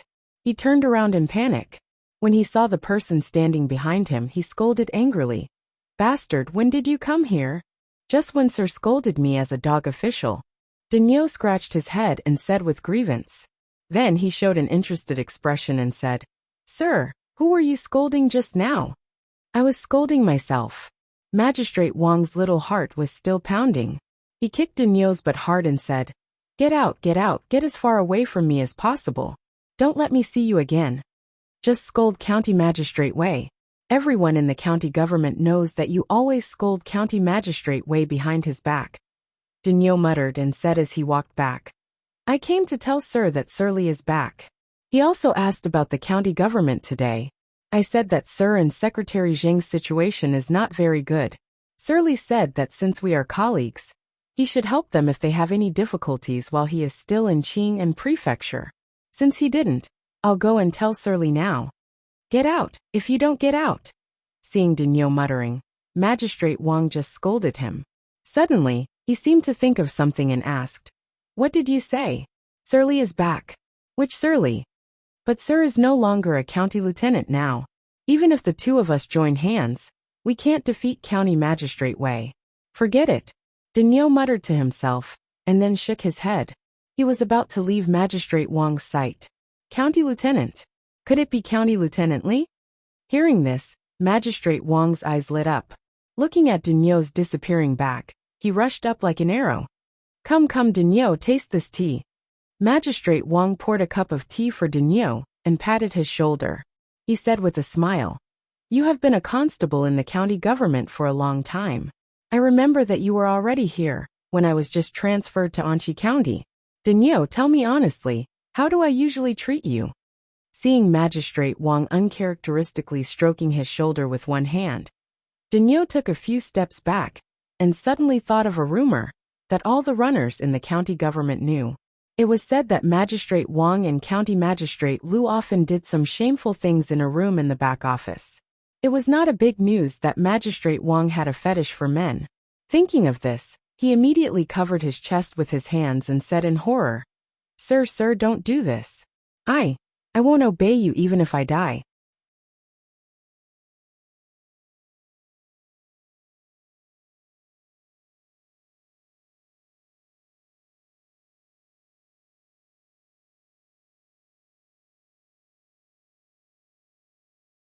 Chapter 415. Did Lord Li really say that? Magistrate Wang pretended to be calm as he looked at Daniel, but he was actually very nervous. Others might not know about his former colleague's magical powers, but how could he not know? He might not be able to fight against the new prefectural magistrate, but County Magistrate Wei. Who was County Magistrate Wei? Daniel scratched his head and said, Not necessarily. Perhaps I misunderstood. Lord Li actually didn't mean that. Magistrate Wang's eyelids twitched. If he didn't have something to ask him, he would have kicked him. He forcefully suppressed his urge to kick him and said, What did Lord Li say? Tell me everything without missing a word. What Daniel said next would determine whether he could turn over a new leaf in the future, and whether he could resist County Magistrate Wei's dictatorship. The serfs could turn over and sing, whether they would live standing or die kneeling. In short, this was the only light he could see at this moment. After a while, Magistrate Wang nodded with satisfaction. He touched his beardless chin and said, "Go find Registrar Zhang and tell him that I have something important to discuss with him. Then go to Intoxicated Fragrance Restaurant and book a table for tonight's banquet. By the way, send an invitation to Magistrate Li's mansion." Daniel nodded and asked, "Find Registrar Zhang, book a banquet, send an invitation. Is that all? After you're done with these things, go pick up the manure water in the latrine of the county government office." Magistrate Wang turned around and walked back to his room. When he reached the door, he stopped and said indifferently, Pick up the manure water?" Hearing this, Daniel's expression immediately changed. In a room at the back of the Anxi County government office, a slightly plump middle-aged man sat on a chair and flipped through a book on the table. Advisor Chen hurried over from outside. After knocking on the door, he entered the room and said respectfully, "Lord, I've informed all those people." "All of them?" County Magistrate Wei Dapeng raised his eyelids and asked, "What did they say?" Advisor Chen smiled and said, "Don't worry, Lord. If they're smart, they'll know what to do." County Magistrate Wei looked out of the window and said indifferently, "I'm just afraid that they're not smart." Advisor Chen laughed sinisterly. "If they're not smart, we'll make them smart." As if remembering something, County Magistrate Wei asked again, "Have you been to that theater?" "My lord, I've already informed them," Advisor Chen immediately replied. He raised his head to look at the county magistrate with a puzzled expression. He didn't understand why the county magistrate was so concerned about the affairs of those lowly actors.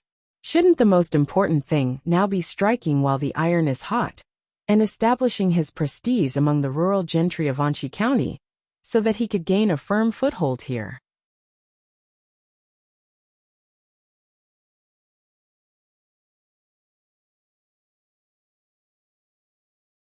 County Magistrate Wei saw his advisor's confusion, but he was too lazy to explain.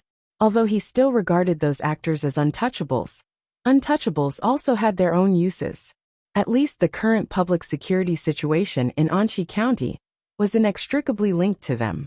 As the county magistrate of Anxi County, how could he allow such power to fall into the hands of others? Nowadays, Anxi County was a paradise for most of the officials. Every year, the imperial court would inspect the county and place it at the top of the list. This was a great thing for the officials in the county. If they stayed here for a few years, they would be able to advance further and officially step into the center of power in this world. For example, he had coveted the position of his predecessor, the capital magistrate, for a long time. Has that kid been well behaved recently? County Magistrate Wei asked again. Although he usually didn't discipline his son much, he had just arrived at Qing'an Prefecture. In the prefectural city, there were countless people that even he couldn't afford to offend. That kid thought that he could do whatever he wanted after coming to Qing'an Prefecture from the capital. He had caused a few troubles for him previously, and now that he had yet to gain a firm foothold here, he had to be kept in check. The young master has been much more well-behaved these days, but he has been loitering around the brothels a little. He seems to have some interest in a famous woman in Qing'an Prefecture. Before Advisor Chen could finish, County Magistrate Wei waved his hand and interrupted him. Loitering around the brothels was nothing. As for the woman he liked, if her family was clean, he could even bring her back as a concubine. County Magistrate Wei had never cared about such things. As Advisor Chen walked out of the room, on the other side of the prefectural city, Yang Liuqing, who was cleaning the courtyard and thinking about what her master had said, suddenly raised her head and looked at the skinny young man who had just walked in. "Li is," the young man said loudly. When he saw the young girl in the courtyard, his eyes immediately widened, and he swallowed the words he wanted to say. "What is it?" Yang Liuqing frowned slightly. The young man's gaze made her feel very repulsed. If he hadn't come to find her martial uncle, she would never have let him take a step into this courtyard. "Ah, this lady is." The young man walked over with a smile. Yang Liuqing's eyebrows raised and she said, "If you have something to say, hurry up and say it. If you don't want to say it, then scram." As the number one follower of the county magistrate's son, she followed him in and out of the brothels all day. She had seen all kinds of beautiful girls, but none had dared to speak to her with such an attitude. The young man's face darkened and he said, "Do you know who I am? Even that Li doesn't dare to speak to me like this."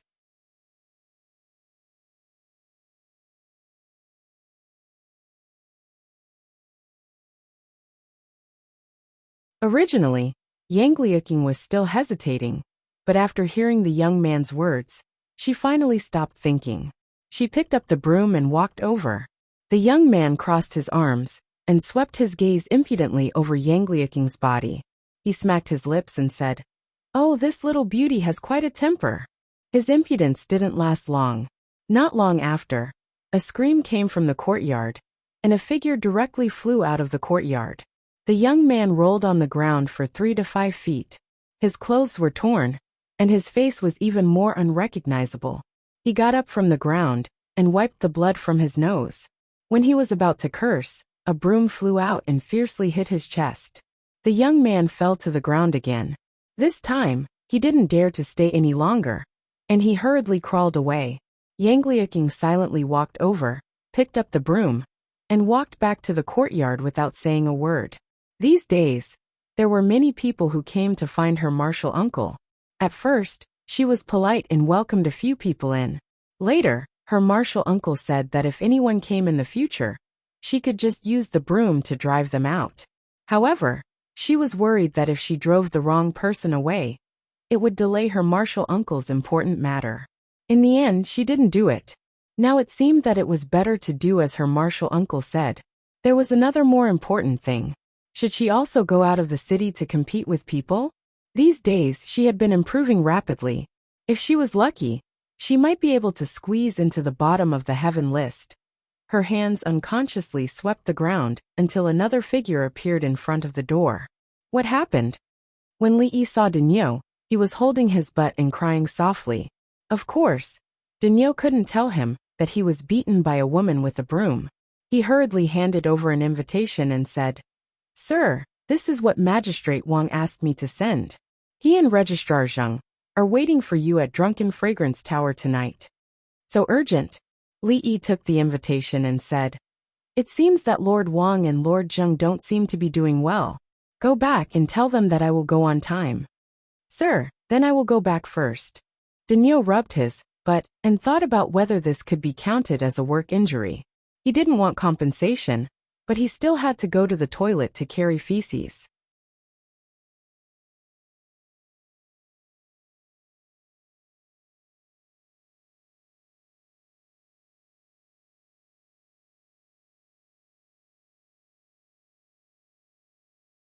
Chapter 416.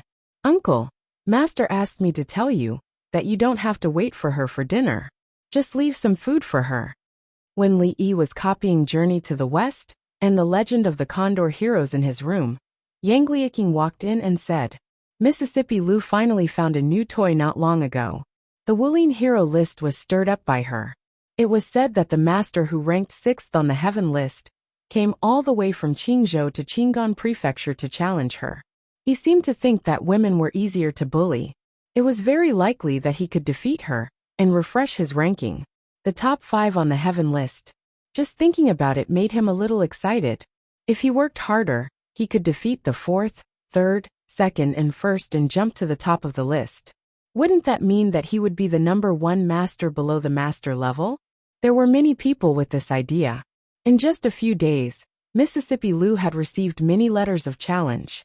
Mississippi Lu wanted to see the world in chaos.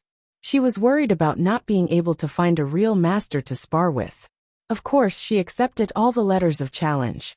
2 days later, under everyone's endless anticipation, the 5th and 6th ranked experts on the heavenly list finally had an unparalleled battle. The result was that after 100 moves, the expert spat out 2 ounces of blood, and the battle ended.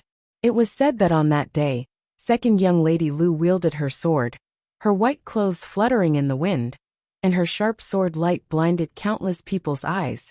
After that, the people who had challenged her never showed their faces again. According to Old Sun, The performance of the theater that day was more than 10 times that of the past. These days, Mississippi Lou was very busy. She usually didn't eat at home on time. Lee was already used to it. Got it. What else did she say? Lee continued to work and asked without raising his head. Master also said that she wanted to eat braised prawns and braised purple melon for dinner. Not too sour sweet and sour fish.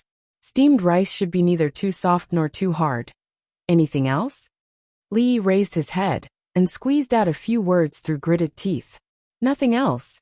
Yang Liaking hurriedly ran out. His voice came from outside the door. I'm going out of the city to look for Master. I can't help marshal uncle during dinner. Watching Yang Liaking quickly disappear from his sight, Li sighed. She used to be such a hardworking little girl. Look at how she has been taught by Mississippi Lou. As for Mississippi Lou herself, she didn't stay at home all day.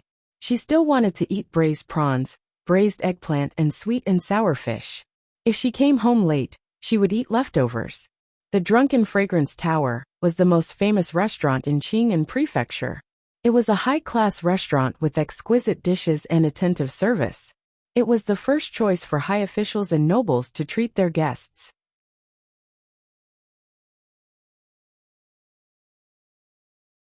Lord Li, it's been a long time.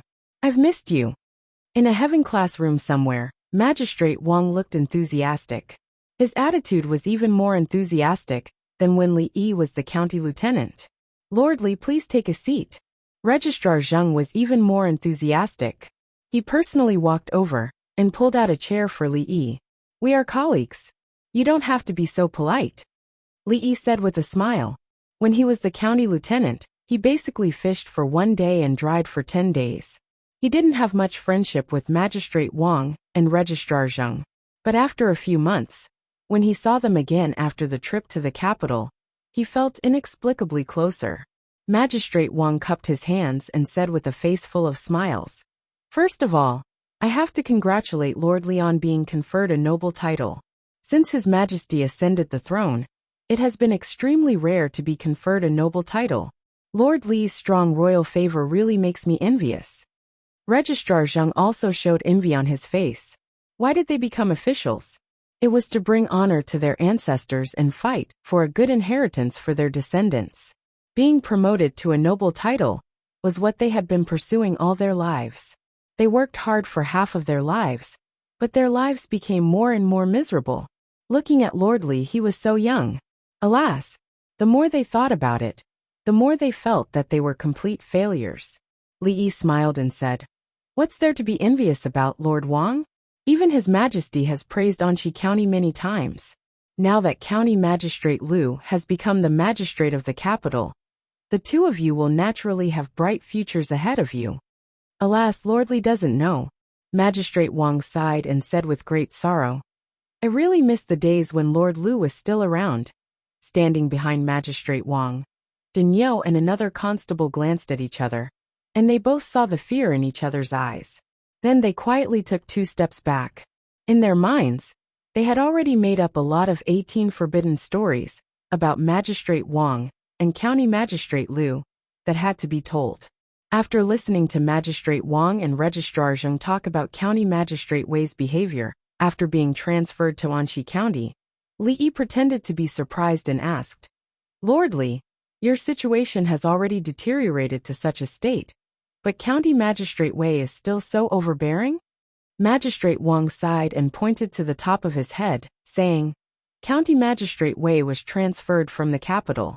He already has a foundation and has the support of the magistrate's government, so he acts unscrupulously. The two of us have been working in Anqi County for many years, but we can't even compare to him for 2 months. Now, even the gentry who originally supported us are about to fall to his side. Li Yi was very clear about this.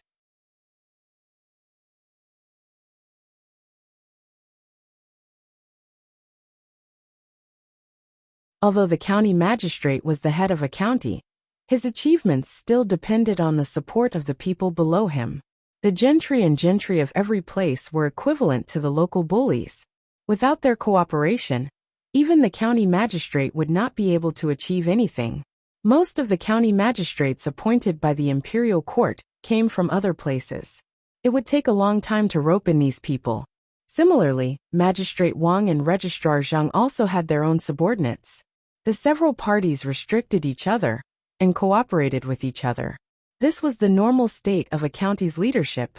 Based on the current situation, the balance in Anxi County was obviously going to be broken by County Magistrate Wei. Once he established his dominance and authority, County Magistrate Wang and Registrar Zhang would become empty shells. In the future, not to mention their future, they would definitely have to retire in advance and live a leisurely life. Magistrate Wang suddenly stood up and bowed to Li Yi respectfully together with Registrar Zhang. He said solemnly, "We know that Lord Li must have a way. As colleagues, please help us, Lord Li."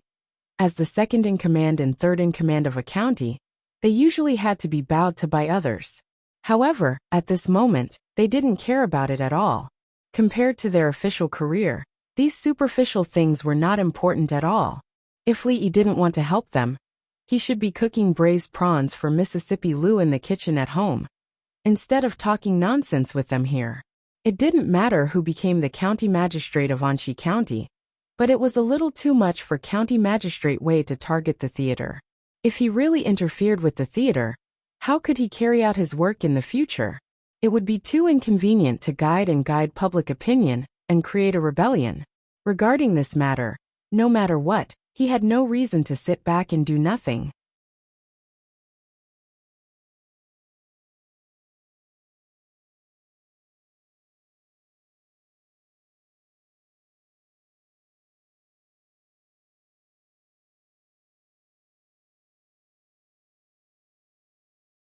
Chapter 417. You're too polite. Li made a gesture with his hands and said, "Since you've said so, I can't just sit back and do nothing. But this matter can't be explained clearly in a few words. Let's sit down and talk about it slowly." After getting Li Yi's promise, Magistrate Wang and Registrar Zhang's dejection was swept away, and their faces were full of expectation. Even County Magistrate Liu had to respect County Magistrate Li before. Since he was so confident, the possibility of success should be 80 to 90%. "What's your plan?" Magistrate Wang looked at him and asked. Li Yi didn't answer directly. Instead, he looked at them and asked, "Before that, I want to ask you two first. County Magistrate Wei squeezed you out. Did you really have no preparation at all?" If the two of them really watched them fall to this point without taking any measures, Li Yi felt that it would be better for them to be an empty shell. Magistrate Wang and Secretary Zhang looked at each other and hesitated for a moment. Then, they looked at Li Yi and said with a smile, "You must be joking. If I really didn't have any preparation, I'm afraid I wouldn't have the chance to be the county magistrate more than 10 years ago." As soon as Magistrate Wang finished his words, Secretary Zhang smiled and took out a booklet from his arms. He handed it to Li Yi and said, "Have a look at this, Mr. Li." Denyo and that constable looked at each other quickly. Having worked in the county government for so many years, how could they not have any political sense? They knew that what these officials were going to say should be something big, so they hurriedly said, "Mr. Li, we'd better stand outside and watch." Li Yi waved his hand and said, "It's not a big deal. You can listen to it if you want." Magistrate Wang's face showed a trace of thinking. The next moment he said, "Listen to Mr. Li. You can stay here." Secretary Zhang nodded slightly and understood the implication of Magistrate Wang's words. From now on, Dainyu and Wei Chong would be their trusted subordinates. Magistrate Wang no longer looked at Dainyu and the others. He turned his head and looked at Li Yi with a trace of worry on his face. To tell you the truth, although County Magistrate Wei has done things perfectly, we still have some information that we can use against him. However, these are far from enough. County Magistrate Wang and Secretary Zhang certainly wouldn't sit still and wait for death when County Magistrate Wei forced them like this. However, the problem was that the things they collected were far from enough to bring down County Magistrate Wei. In the officialdom, if they couldn't kill County Magistrate Wei with one blow, what awaited them would be more terrible things.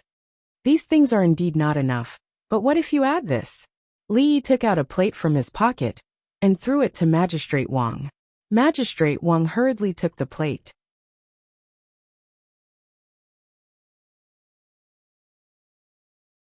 After looking at it for a while, he asked in confusion, "Lordly, what is this?" Looking at the puzzled expressions on their faces, Li had the urge to turn around and leave. What? That Li actually didn't come? In another room of the drunken fragrance tower, a noble young master said with a slightly angry expression.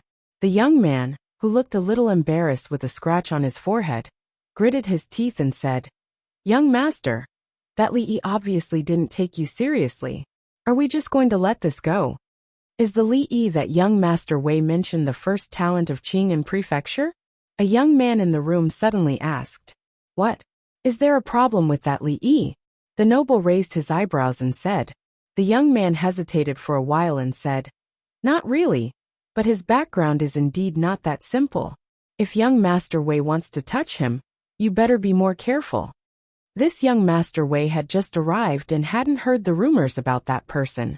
Although he didn't know that much about that Li, it was best to say what he knew to avoid unnecessary trouble. "Although my father doesn't allow me to cause any trouble during this period of time, you have hurt my people. If I just let this matter go, would I still have any face left?" Although he had already raised some vigilance in his heart, the noble young master was still unyielding with his words. The young man at the side suddenly thought of something and said, "Young master, sir seems to be at Drunken Fragrance Tower tonight. So what if my father is here?" The noble slammed the table and said, "I don't want to do anything. Can't I just have a meal here?" Although he acted very domineering, the young man knew that his young master was scared. He had caused trouble a few times in a row, and almost had Sir Wei punish him. During this time, he was much more peaceful than before. "Sir Wei, let us toast to you."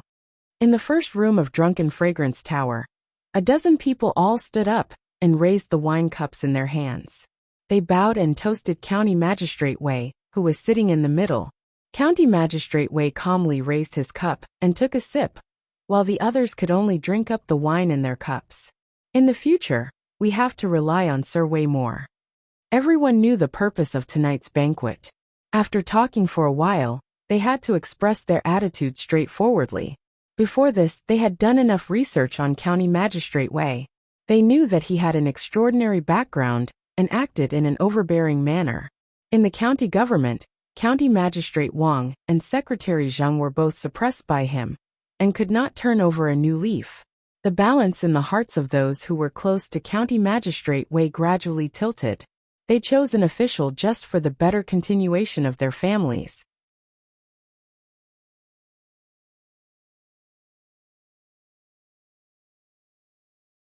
Since Magistrate Wang and Secretary Zhang had lost their power, they naturally had to choose a new big tree to rely on. Although County Magistrate Wei didn't show any expression on his face, he was very satisfied in his heart. After glancing around, he suddenly frowned and asked Advisor Chen, "What about the people in the theater?" Advisor Chen's face was also a little bad as he said, "Sir, that old man's son really doesn't know how to appreciate favors." County Magistrate Wei didn't speak anymore, but his eyes narrowed. Since ancient times, officials in the capital were 3 ranks higher than those in the capital. Although his rank didn't change after he was transferred to Qing'an Prefecture, he didn't think much of places other than the capital. Even though this was Qing'an Prefecture, a place that even the king of Shu valued very much. With the help of his superiors, he had been doing things smoothly these days. When he encountered some small obstacles, he felt that it was a little interesting. County Magistrate Wei showed a trace of a smile on his face, which made the people around him feel cold. At this moment, the door of the room was pushed open. County Magistrate Wei, who was thinking about something, didn't notice it, but the others saw it immediately. When they saw Magistrate Wang and Secretary Zhang, some people looked a little embarrassed, because just a few days ago, they were on the side of these two people. More people were confused and shocked. They didn't know why these two people, who shouldn't be here, would appear here. Magistrate Wang glanced at the crowd and said expressionlessly, "You guys go out first." Even if Magistrate Wang was suppressed by County Magistrate Wei, they couldn't disobey him. When immortals fought, it was better for ordinary people like them to stay far away. County Magistrate Wei finally collected his thoughts. Seeing that everyone had left the door, he did not stop them. Instead, He looked up at County Magistrate Wang and Secretary Zhang and said with a smile, "Oh, I wonder what brings you here?" Although Magistrate Wang and Secretary Zhang were half a rank lower than the county magistrate, as the second-in-command and third-in-command of a county, County Magistrate Wei's attitude was extremely arrogant. Daniu and Wei Chang had already closed the door, leaving only County Magistrate Wei and Advisor Chen. Magistrate Wang wasn't angry about County Magistrate Wei's attitude. He threw a booklet in his hand on the table and said lightly, "Sir Wei, you've committed a crime."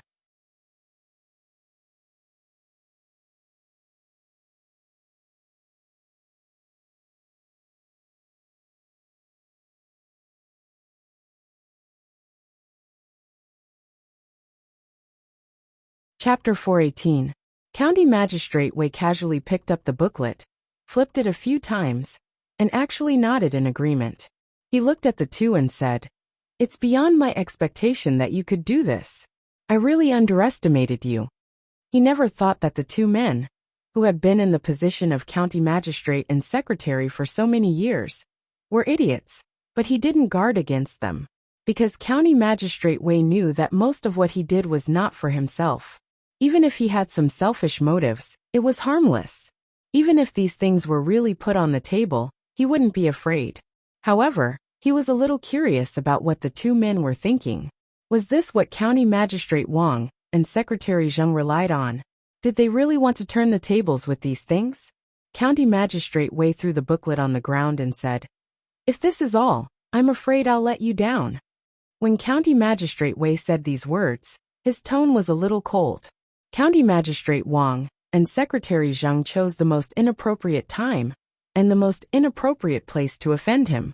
Although it made him a little unhappy, he didn't have to worry about what he was going to do next. "We are colleagues. Why do you have to force us?" County Magistrate Wang sighed and bent down to pick up the booklet on the ground. County Magistrate Wei said lightly, "Things in officialdom are always involuntary. You have been an official for so many years. Don't you know this truth?" Clap. A crisp sound suddenly sounded in the room, like the sound of a piece of wood falling to the ground. County Magistrate Wang picked up a small wooden plate that fell out of his arms and said, "As a County Magistrate Wei should set an example. It's wrong to throw things at random. Even if it can't hit people, it's not good to hit flowers and plants. If it's seen by outsiders, it will damage your reputation." County Magistrate Wang didn't put the wooden plate back into his arms again. He deliberately waved it in front of County Magistrate Wei and said, "Is what I said right or not? What do you think?" County Magistrate Wang's words were not timely. If there was no wooden plate, County Magistrate Wei would definitely think that there was something wrong with his brain and that he was talking nonsense. But he saw it after all, and he saw it very clearly. When he saw that extremely ordinary wooden plate, County Magistrate Wei's indifferent face disappeared, and his pupils suddenly shrank. "Sir, the dishes in the kitchen are not for sale. If you want to eat something, just tell us, and we will immediately prepare and send it to you. This won't do." The cook of Fragrant House looked helpless. The young man in front of him was simply the weirdest guest he had ever met. If he wanted to eat something, he could tell the waiter, and they would naturally prepare and send it to him as soon as possible. But he didn't order any dishes. Instead, he insisted to buy some fish and prawns and Kunlun purple melons. "Didn't up." The waiter behind the young man winked at the cook and said, "What are you talking about? This guest is a distinguished guest. Isn't it just a few dishes? Hurry up and prepare." If other guests had made such a request, they would have chased them out as troublemakers. However, the guests in the heavenly room were not ordinary. It was not worthwhile to offend them for such a small matter. The fish must be fresh, the prawns must be no less than 1 inch, and the Kunlun purple melons were the first batch of this year. It was not worthwhile to offend them for such a small matter. The fish had to be fresh, and the shrimp couldn't be smaller than 1 inch. As for the Kunlun purple melon, that was the first crop of the year. Even the restaurant couldn't meet the demand. This young master really knew how to pick. The fish must be fresh, the prawns must not be less than 1 inch, and the Kunlun purple melons, that was actually the first batch of this year. The supply could not meet the demand. This young man really knew how to choose. County Magistrate Wei came from the capital, so he shouldn't be as ignorant as those two. The Secret Intelligence Department was actually a sharp blade, hanging over the heads of all the officials, from the 7th-rank county magistrate to the 1st-rank officials. No one was not afraid of these people who dissociated from the law and represented the will of the emperor. On the way from the capital to Qing'an Prefecture, he had used this wooden plate several times and made some additional discoveries. Apart from the capital, the power of the Secret Intelligence Division was everywhere. The officials never knew their counselors, housekeepers, or even coachmen at home. Besides being counselors, housekeepers, and coachmen, they didn't know what other identities they had. A wooden plate inadvertently revealed could change the position of the master and servant instantly. The emperor couldn't be a harmless uncle next door. Li even suspected that there was someone who meticulously recorded how many times the officials had sex with their wives at night. Whether there was such a person in the Viscount's mansion, Li didn't know, but it wouldn't affect him much. The maids who could enter the inner courtyard all grew up in the Li mansion. When he was sunbathing in the yard, no one could hear him except the wind. When he was about to go upstairs, a few figures came down from upstairs. The young man in the lead had a young woman in his arms. Surrounded by several people, they took up most of the space on the stairs. When Li walked up sideways, he suddenly saw the woman turn her head and ask in surprise, "Are you Li?" Li turned his head and saw the surprised expression on the woman's face. He looked at her carefully and realized that he didn't know her. The young man with the woman in his arms was stunned for a moment. He looked at Li Yi and said with a slightly angry expression, "You are Li Yi? What a big show. You made me wait for so long." The young man behind the young man was stunned. It seemed that he hadn't had time to say this today, before he was beaten out. But why was Li Yi here? Had he already said it? But he was beaten so badly by the woman that he forgot? Li glanced at the young man's face. He still didn't know this man. What did he mean just now? "Let me tell you, Goddess Luo Shui is mine. You'd better stay away from Lady Zui Mo in the future, otherwise." The young man let go of the woman, looked at Li Yi and threatened. "Psycho." Li Yi turned his head and left. He had seen too many people like this in the past few days. Before the young man finished his words, he had to stop. A trace of anger appeared on his face. He strode upstairs and reached out to grab Li Yi's collar. In the innermost part of the 2nd floor, outside the Tianzi room number 1, many people were waiting anxiously, but there was no sound from the room. County Magistrate Wei and County Magistrate Wang, Secretary Zheng, had already fallen out. What else could be discussed for so long? Of course, no one knew that in the room, a layer of sweat had appeared on County Magistrate Wei's forehead. The Secret Intelligence Office. It was actually the Secret Intelligence Office. How could County Magistrate Wang be His Majesty's man? County Magistrate Wei used to be an official in the capital, so he was naturally knowledgeable. How could he not know the department that made countless officials tremble just by hearing its name? If the censors were hawks that supervised the officials in the open, then the Secret Intelligence Office was a poisonous snake hiding in the dark. No one knew when they would jump out and bite people. But there was no doubt that the officials who were lucky enough to see the people of the Secret Intelligence Office would never see anything else. The moment he saw the plate, County Magistrate Wei finally realized that he was not dealing with County Magistrate Wang, nor the Secret Intelligence Office, but it was the existence that made him break out in a cold sweat at the thought of it. It was an existence that no matter who was behind him, or what background he had, he could not disobey. At this time, it was no longer important whether he had done anything or not. Had those people ever cared about those things? Even if the Anqi County Magistrate hung himself on the beam of his house tomorrow morning, he would not be able to cause much trouble. Yes, Lord Wang is right. County Magistrate Wei forcibly suppressed the fear in his heart, stood up from his seat and bowed, saying, "Lords, please sit down." The people outside the door had been waiting for a long time, and finally heard a sound coming from behind them. The door was opened from the inside, and then everyone saw a scene that made them extremely shocked and confused.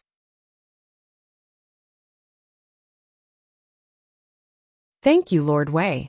County Magistrate Wang and Registrar Zheng walked out with smiles on their faces. The one who spoke was County Magistrate Wang. Haha, you're too polite. As the Anxi County Magistrate, this is my duty. County Magistrate Wei walked side by side with them. His face was ruddy, and he also had a bright smile on his face. The scene of everyone being good to each other, and the world being peaceful and stable immediately made everyone's eyes pop out. When County Magistrate Wang and Registrar Zheng entered just now, weren't there still sparks flying in all directions?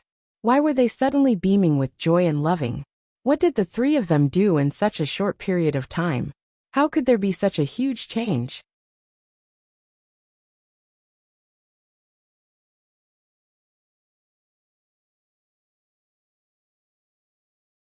Chapter 419. Why are you still here? County Magistrate Wei looked at the people at the door and asked with a frown. Hearing County Magistrate Wei's words, these representatives of the gentry cursed in their hearts. If you didn't invite us here, who would be willing to come here and pretend to be a coward? Of course, they couldn't show these thoughts. They were eager to get involved in the affairs of County Magistrate Wei and County Magistrate Wang, so they immediately cupped their hands and left. Ah, it hurts, let go. The young noble's body was twisted into a strange angle, and his wrist was pinched by another young man. He walked from the front, howling miserably. Dad, save me. Seeing County Magistrate Wei standing at the door of a room, the young noble's howl became louder. Seeing his son being restrained, County Magistrate Wei's face changed. When he was about to speak, County Magistrate Wang pulled his sleeve and secretly made a gesture. County Magistrate Wei's body shook, and his face was a little pale. He hurriedly walked over and said, "Is it Lord Li? My son has offended you. I didn't discipline him well. I apologize to Lord Li on his behalf." Li let go of the young man's wrist, cupped his hands and said to County Magistrate Wei, "Lord Wei, it's an honor to meet you." County Magistrate Wei gave a hollow laugh. When he turned to look at the young noble, his face suddenly darkened, and he said angrily, "Unfilial son, apologize to Lord Li." The young noble was still a little confused at this time. Just now, he wanted to pat Li Yi's shoulder, but his wrist was grabbed by him. It was very painful to struggle a little, and he was dragged here awkwardly. Now his father's enigmatic respectful attitude was like a blow to his head. He trembled and said, Lord Li, I'm sorry." Another pursuer of Zheng Zimo, Li Yi had been used to it these days. Then he looked at County Magistrate Wang, who was beaming with joy. It seemed that he and Registrar Zheng should have settled the matter. In this way, Li Yi had nothing to say to them and County Magistrate Wei. He put away the card. The waiter had already brought what he wanted, and threw him a piece of silver. Under the surprised and puzzled eyes of several people, he slowly walked out of Drunken Fragrance restaurant with his hands clasped behind his back. This Lord Li is really... County Magistrate Wei thought for a long time as he watched him leave with a paper bag in one hand and a live fish in the other. But he couldn't think of a word to describe him. He had never thought that such a person was actually a superior of the Secret Intelligence Office. Fortunately, the other party didn't seem to want to kill him. County Magistrate Wei let out a sigh of relief in his heart. At this point, the development of the matter had completely gone out of his control. It was not good to be caught between two big shots, so it was better to let this matter rot in his heart forever. When he turned his head to look at County Magistrate Wang and Registrar Zheng, the smile on his face brightened again. It was late at night, and Mississippi Lu was sitting in the courtyard. On the stone table, there were a few dishes that she had casually mentioned before she left in the morning. At that time, she really just said it casually. In fact, after leaving home, even she herself had forgotten about it. However, these dishes were now placed on the stone table, still slightly steaming. She glanced at the candlelight in the room and picked up the chopsticks. Husband, rest early. It won't be too late to continue writing tomorrow morning. Li Yi was writing at a rapid speed by the table. Rui walked over from the bedside and gently massaged his shoulders. There's no hurry. If you're tired, go to sleep first. I have other things to do tomorrow morning. Rui didn't answer, but she didn't move her body either.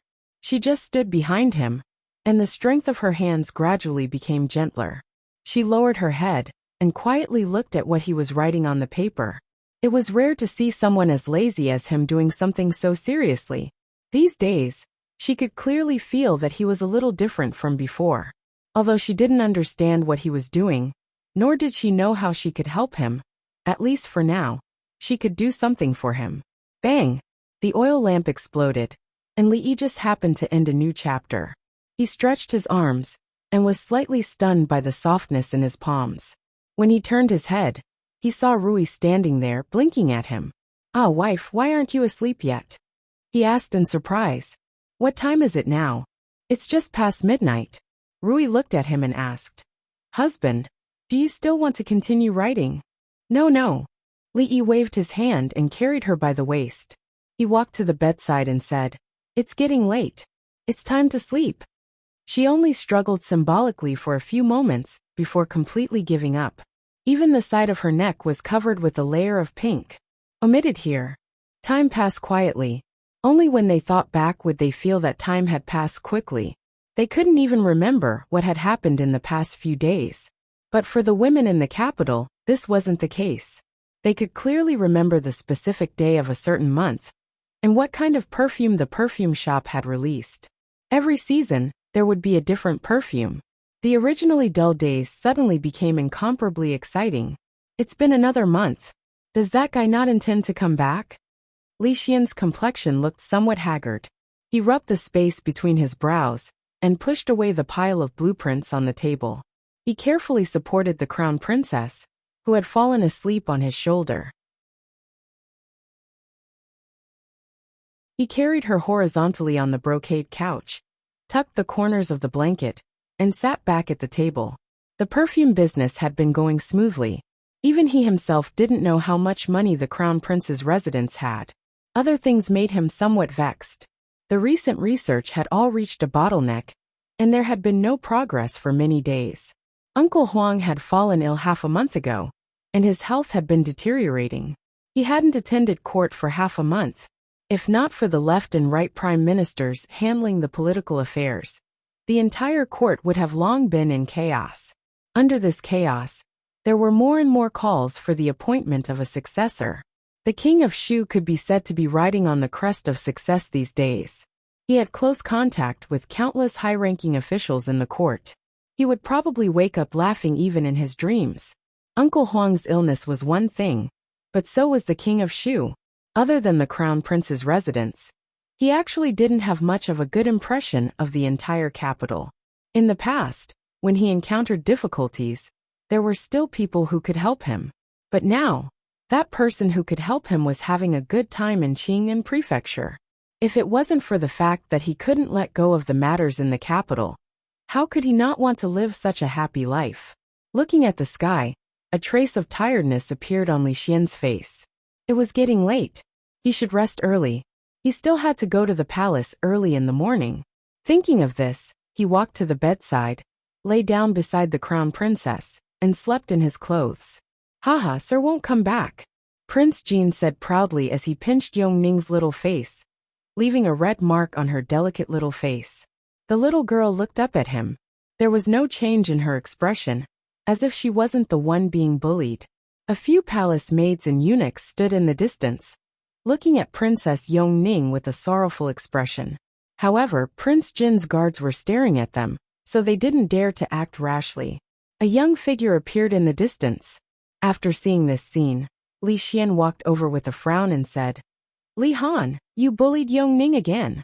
When he saw Li Xian walking over, Li Han stuck out his tongue and disappeared like a wisp of smoke. Although Li Xian wasn't his biological brother, Li Han had heard that he could make people fly like a kite. Shanning had seen it with her own eyes. Li Han was worried that he would also be used as a kite. Because he was afraid of heights, he usually avoided this cousin of his. Li Xian looked coldly at Prince Jin's guards and said, "You guys, if you help Prince Jin to bully Princess Yongning again, don't blame me for breaking your legs." The guards repeatedly nodded in agreement. His Highness Prince Jin was still a child, but Prince Li Xian wasn't. If he dared to break their legs, he would really do it.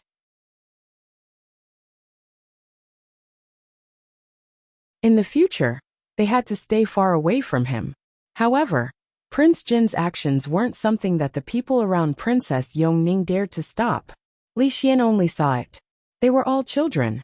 Besides, he also did the same thing at that time. It was just that the other princes were beaten, and the one who beat them was Emingzu. He looked at Princess Yongning, who was in a daze, and walked straight to a palace. Before he entered the palace, he saw two figures coming out of the hall. Li Xian greets Prime Minister Shen and Prime Minister Qin. The two people who came out of the hall were the two prime ministers of the current dynasty. They were both veterans of several dynasties. Not to mention Li Xian, even the princes had to greet them as juniors. The two old men also nodded slightly to him.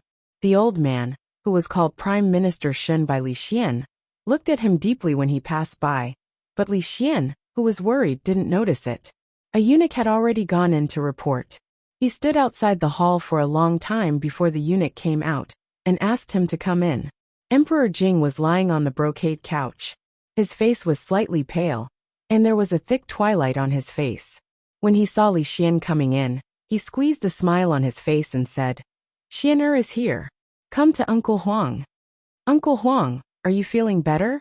Li Xian walked over quickly and looked at the man who had been indomitable in his heart since he was young. He couldn't help but choke with sobs when he saw him so weak. Emperor Jing patted the back of his hand and said with a smile, "Haha, don't worry. Uncle Huang still has some days to live. I won't go after the late emperor so soon. Uncle Huang carries the fate of the entire Jing kingdom.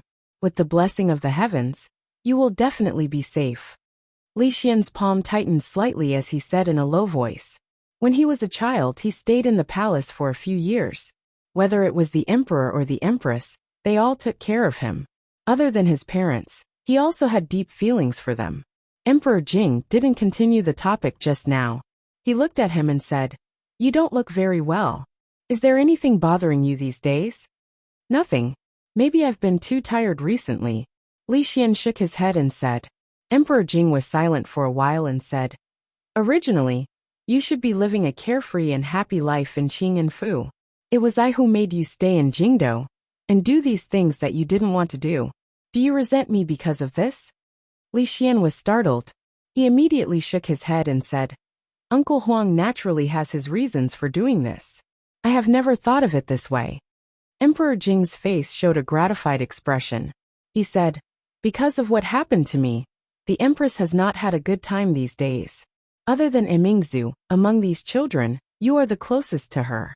If there is nothing important, go spend more time with her." "Little Xian understands," Li Xian said with a nod. "Your Majesty, it's time to take your medicine." A ghostly figure suddenly appeared in the hall, and then Changda's hoarse voice was heard. Not long after, Li Xian walked out of the hall. He stood at the door and let out a long sigh. The omnipotent giant in his impression seemed to have really fallen. He hoped that the pills made by the Taoist priests would be useful. He heard that after taking their pills, one could live forever. There should be no problem in treating Uncle Huang's illness. Thinking of what the emperor had just said, he walked out of the palace and turned in a direction. That was the empress's palace. With the two prime ministers and countless courtiers, even the emperor was gone in a short time. Even Jingdo was operating steadily and orderly, let alone Qing and Fu. In the past month, Old Sun had been even busier. Not only did he have to deal with the matters of the theater, but he also had to prepare for the trip to Jingdo. Although he had gone to Jingdo, the theater in Qing and Fu had to continue operating. Before he left, he had to choose suitable people to take over here. Although he had consciously trained some talents, they were still a long way from being able to take charge. Fortunately, other than that, he didn't have to worry about other miscellaneous matters. Advisor Chen's attitude toward him couldn't be better. As long as it was related to the theater, he would give him the green light. The theater had already integrated more than 80% of the wandering performers in Qing and Prefecture, and the team was constantly expanding. Every day, Old Man Sun felt that he was one step closer to his dream. Just a while ago, the legend of the Condor Heroes had officially ended. Another story called The Return of the Condor Heroes had seamlessly connected with it. Not only had its popularity not decreased, but it had also ushered in a new wave of popularity. And Journey to the West, which was still continuing, had always maintained a high level of popularity. When it was being told, it was almost always full. It was hard to imagine what effect it would have if it was adapted into a play. This made his admiration for young Surly reach its peak.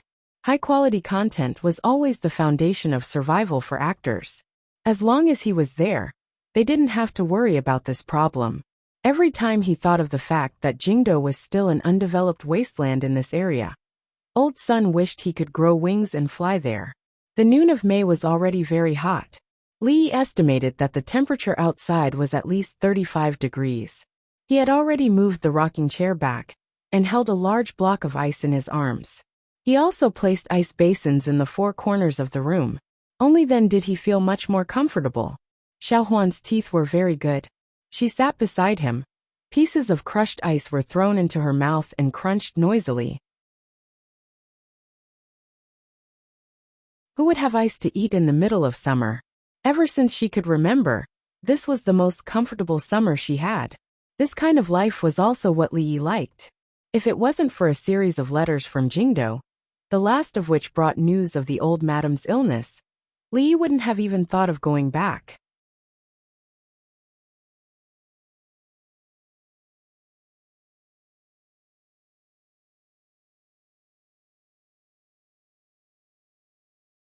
Chapter 420.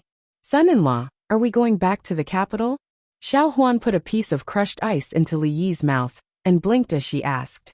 Li Yi had added sugar to the ice.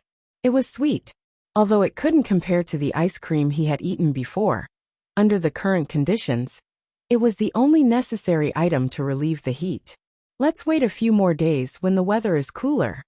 Li Yi also understood that he couldn't hide in Qing'anfu forever. They had already been away from the capital for more than 3 months. The old mistress was clearly very anxious. Now that many matters in Qing'anfu had been sorted out, it was time to return. The busiest person in the family was Mississippi Lu. Other than coming back on time for meals, he couldn't see her at any other time. In the afternoon, after eating, the heat gradually dissipated. It was also the busiest time of the day in the prefectural city. Li Yi, Rui, and Xiao Huan walked on the street. The small ice can in Xiao Huan's hands was confiscated by him. In order to prevent her from getting a stomachache, the little servant girl looked at him with a pitiful expression all the way.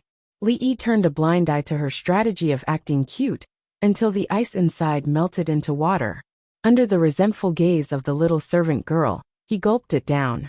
When they reached the front of a shop, Xiao Huan and Rui stood in the shade and waited. Li Yi went to buy the mung bean smoothies. On the lower right corner of the shop's signboard, there was a small willow leaf imprint. This meant that this shop was now under Li Yi's name. The method of making ice in the summer was, of course, provided by Li Yi. The theater was no longer just a place for storytelling and acting. The business under his name had also begun to involve other fields. Other than those wealthy families who could afford to build ice houses, ordinary people would not be able to see ice in the heat of the summer.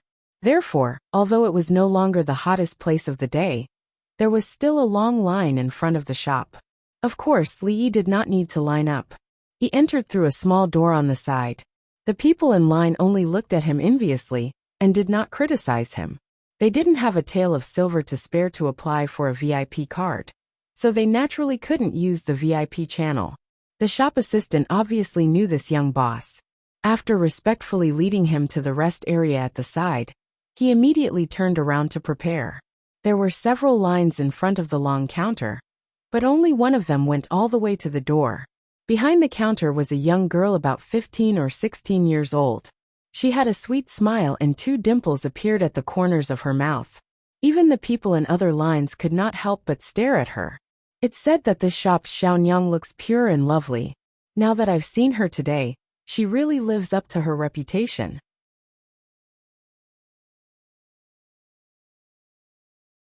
To tell you the truth, there are 3 shops selling green bean smoothie in Qing'an Prefecture. I came to the furthest one to see this lady. Haha, this brother and I are kindred spirits. Who didn't want to taste a cooling cup of green bean smoothie on a hot summer day? However, ice cubes were priceless. Those rich families didn't even have enough for themselves and kept it to themselves.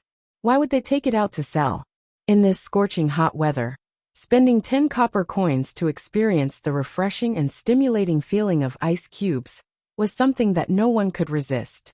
Therefore, the day this shop opened for business, people almost broke the doorway.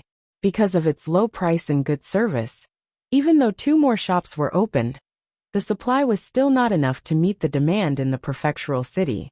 Thus, the name green bean smoothie quickly spread throughout the prefectural city.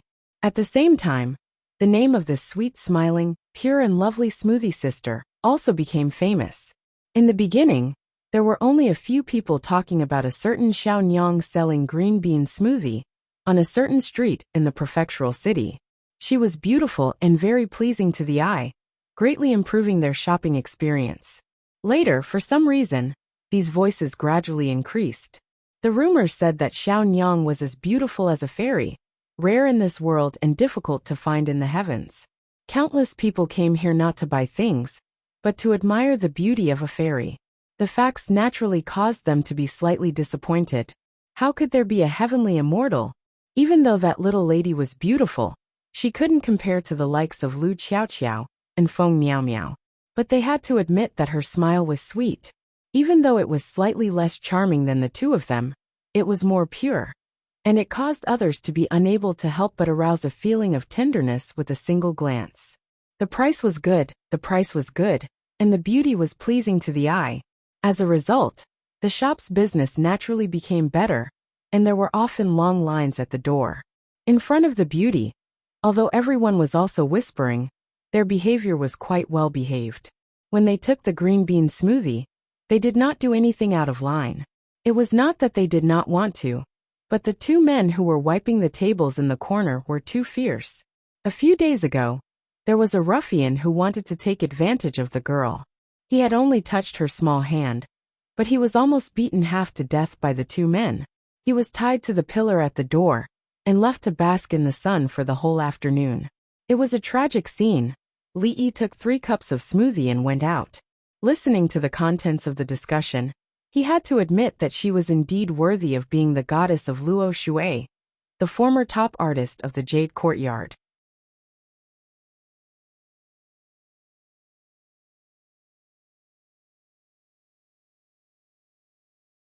In terms of the ability to support people, even if Li Yi did the planning himself, he might not be better than Zheng Zimo.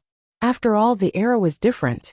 Many of the methods he knew were not applicable here. After eating the smoothie, he returned the cup.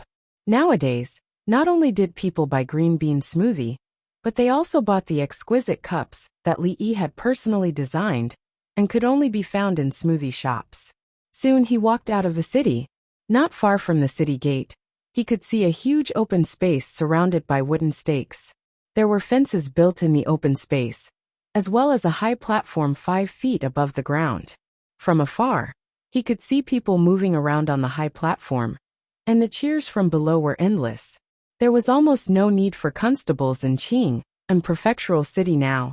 On the streets, brave heroes could be seen at any time. Even the most common bullying rarely happened, let alone murder. As for the surrounding bandits, they had almost disappeared without a trace. They did not even dare to show their heads, afraid that if they were not careful, they would give up their heads and be used by the heroes to make a name for themselves. That great hero, who was ranked in the top 10 of the Heaven ranking, was ranked first on the chivalry ranking even though he was not at the top of the expert ranking board. He had already used the heads of more than 10 imperial court criminals to clear the ranking board, and he had leaped to the top of the chivalry ranking board in one go. He was respected by countless people, and this was what it meant to be a man of both virtue and skill. On the other hand, those who were ranked high in martial arts but did not do any chivalry deeds were far less famous than him. People had gradually acknowledged that martial arts did not make one a chivalrous hero. Martial ethics were the standard to judge a chivalrous hero, just like Hero Guijing, a chivalrous hero who served the country and the people. He was truly the model of a new era's chivalrous hero, a role model that everyone respected. As for those famous martial arts figures that people were familiar with, They were martial arts figures hiding deep in the mountains or in their own homes. If they had the ability, come out and make a name for themselves on the chivalry ranking.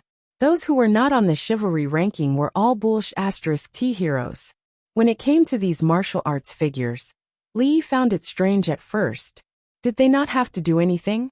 Why did they wander around Qing and Prefectural City all day? Later, he found out that most of them were wandering heroes who were obsessed with martial arts. How could they have the chance to see so many experts compete? They would not miss it no matter what. When the three of them walked onto the high platform, the winner was decided. A man flew down from the platform in a sorry state.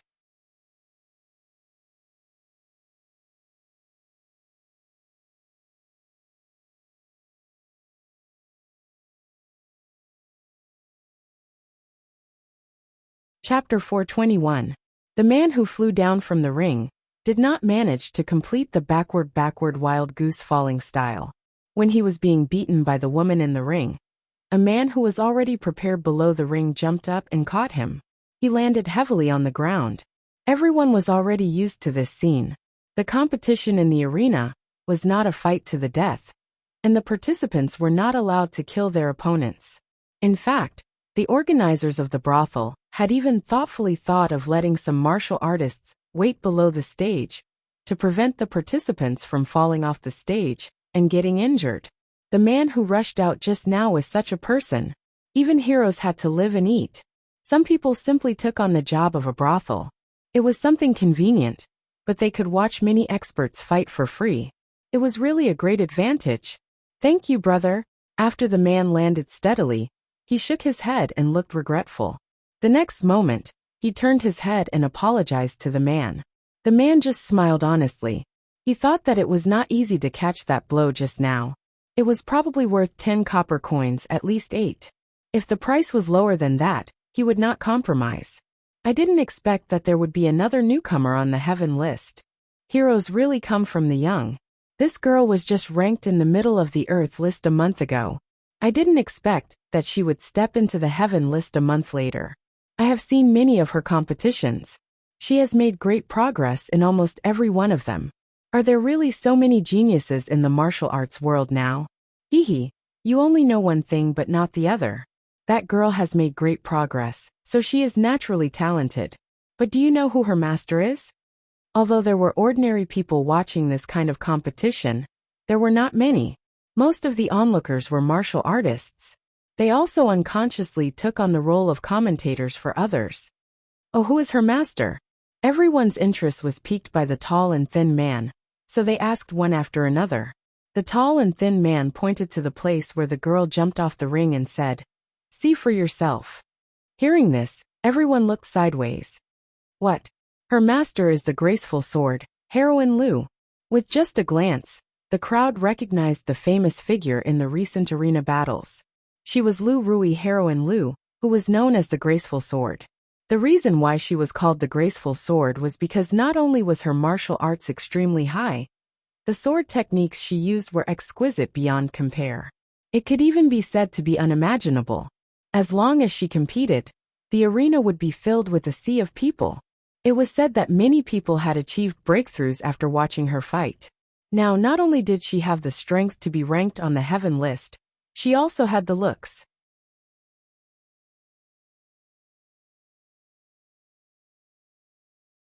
It was no wonder that the young lady improved so quickly. With such a great teacher guiding her, it would be hard for her not to become an expert. Master, I've finally entered the heaven leaderboard. Yang Liuqing jumped off the stage, his face filled with unconcealable excitement. In a month's time, she had climbed from the middle of the earth roll to the heaven roll. Although she was only at the bottom, who else but herself knew how much she had suffered these days? Congratulations, Miss Qing. Hehe, big sister Qing is so awesome. Why don't you take me as your disciple? Entering the heaven leaderboard means that you are a true expert in the martial arts world. It's just that the people at the bottom of the heaven leaderboard love to challenge the most. Miss Qing, you should be more careful. Mississippi Lu only nodded, although the earth roll and the heaven leaderboard were like heaven and earth. With Yang Liuqing's level of hard work, if he had not achieved such a breakthrough, she would have found it strange. On the other hand, the surrounding women happily congratulated him. Currently, Qing'an Prefecture had become the largest gathering place for people of the martial arts world. As a fellow woman, heroine Lu, who had outstanding martial arts at such a young age, naturally became the object of their worship. There were many heroines who surrounded her on a daily basis. Martial arts are not for show, nor are they for show. If you had fought with your life on the line just now, you wouldn't have the chance to stand here now. A calm voice traveled over.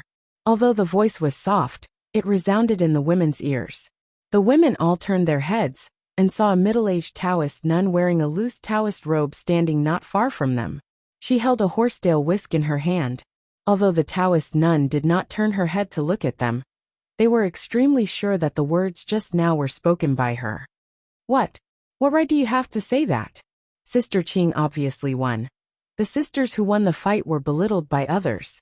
Naturally, they were unhappy and immediately defended themselves. The middle-aged Taoist nun did not speak again. Her expression was indifferent, as if the one who spoke just now was not her. Mississippi Lu looked at the middle-aged Taoist nun thoughtfully. The Taoist nun was right. Of course, she knew that Yang Liuqing's weakness was that he had too little experience. However, this was something that she could not teach her, because she herself was extremely lacking in this area. The reason why she frequently looked for people to spar with was because she wanted to make up for her shortcomings in this area and step into that legendary realm as soon as possible. Aside from her sister, no one had ever mentioned this matter to her. Now that it was the first time an outsider had mentioned it, she immediately became wary of that Taoist nun. "Uncle Master, you're here."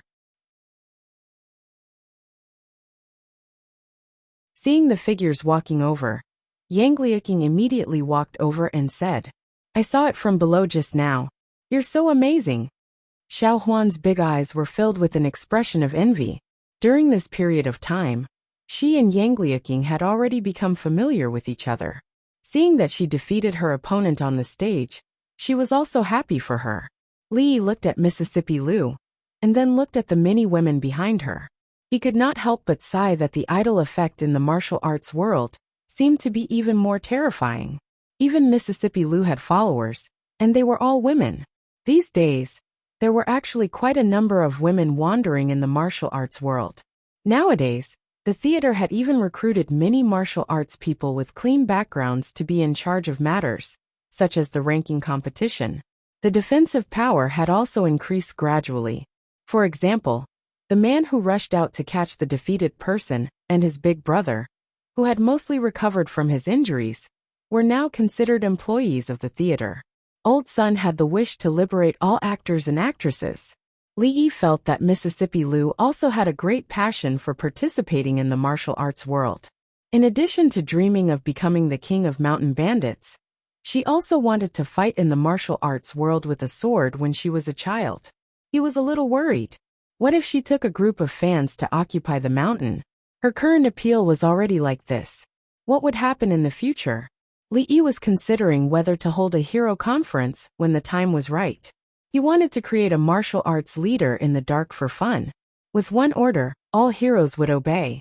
When he saw such a plot in the martial arts TV series when he was a child, his blood boiled with excitement. There was no hope for him in this life.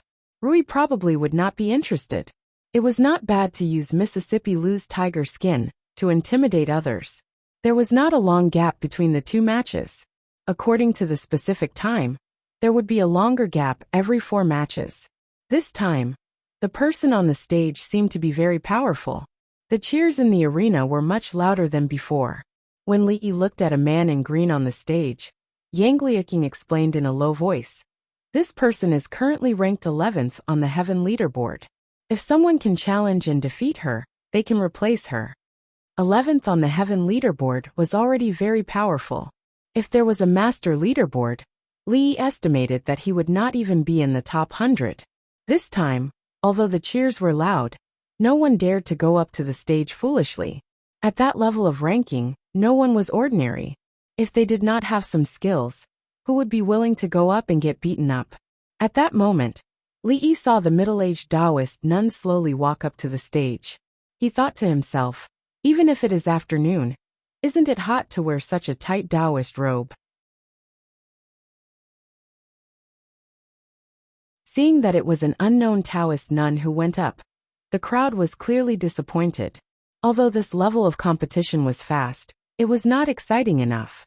Sure enough, in just a few breaths' time, a figure was sent flying out and landed heavily on the ground, coughing up large mouthfuls of blood. The man waiting at the side of the stage was dumbfounded. Just what happened? Immediately, two people ran over and carried the man on a stretcher to the brothel where the resident doctor was. After a short silence, the crowd burst into an uproar. The middle-aged Taoist nun waved her sleeves. There was a look of disappointment on her face as she slowly walked down the stage, just like how she had walked up. Although her footsteps were light, it was as if she was stepping on the hearts of the crowd. The uproar gradually died down. 11th on the heaven leaderboard was completely crushed. He did not even have the strength to fight back. Just how strong was this unfamiliar Taoist nun? Even the first on the heaven leaderboard could not do this, right? I'll fight you. In the midst of the silence, a clear voice suddenly sounded. You're tuning in to the Journey of the Soul YouTube channel. Don't forget to subscribe and join us on this journey to catch the most captivating stories.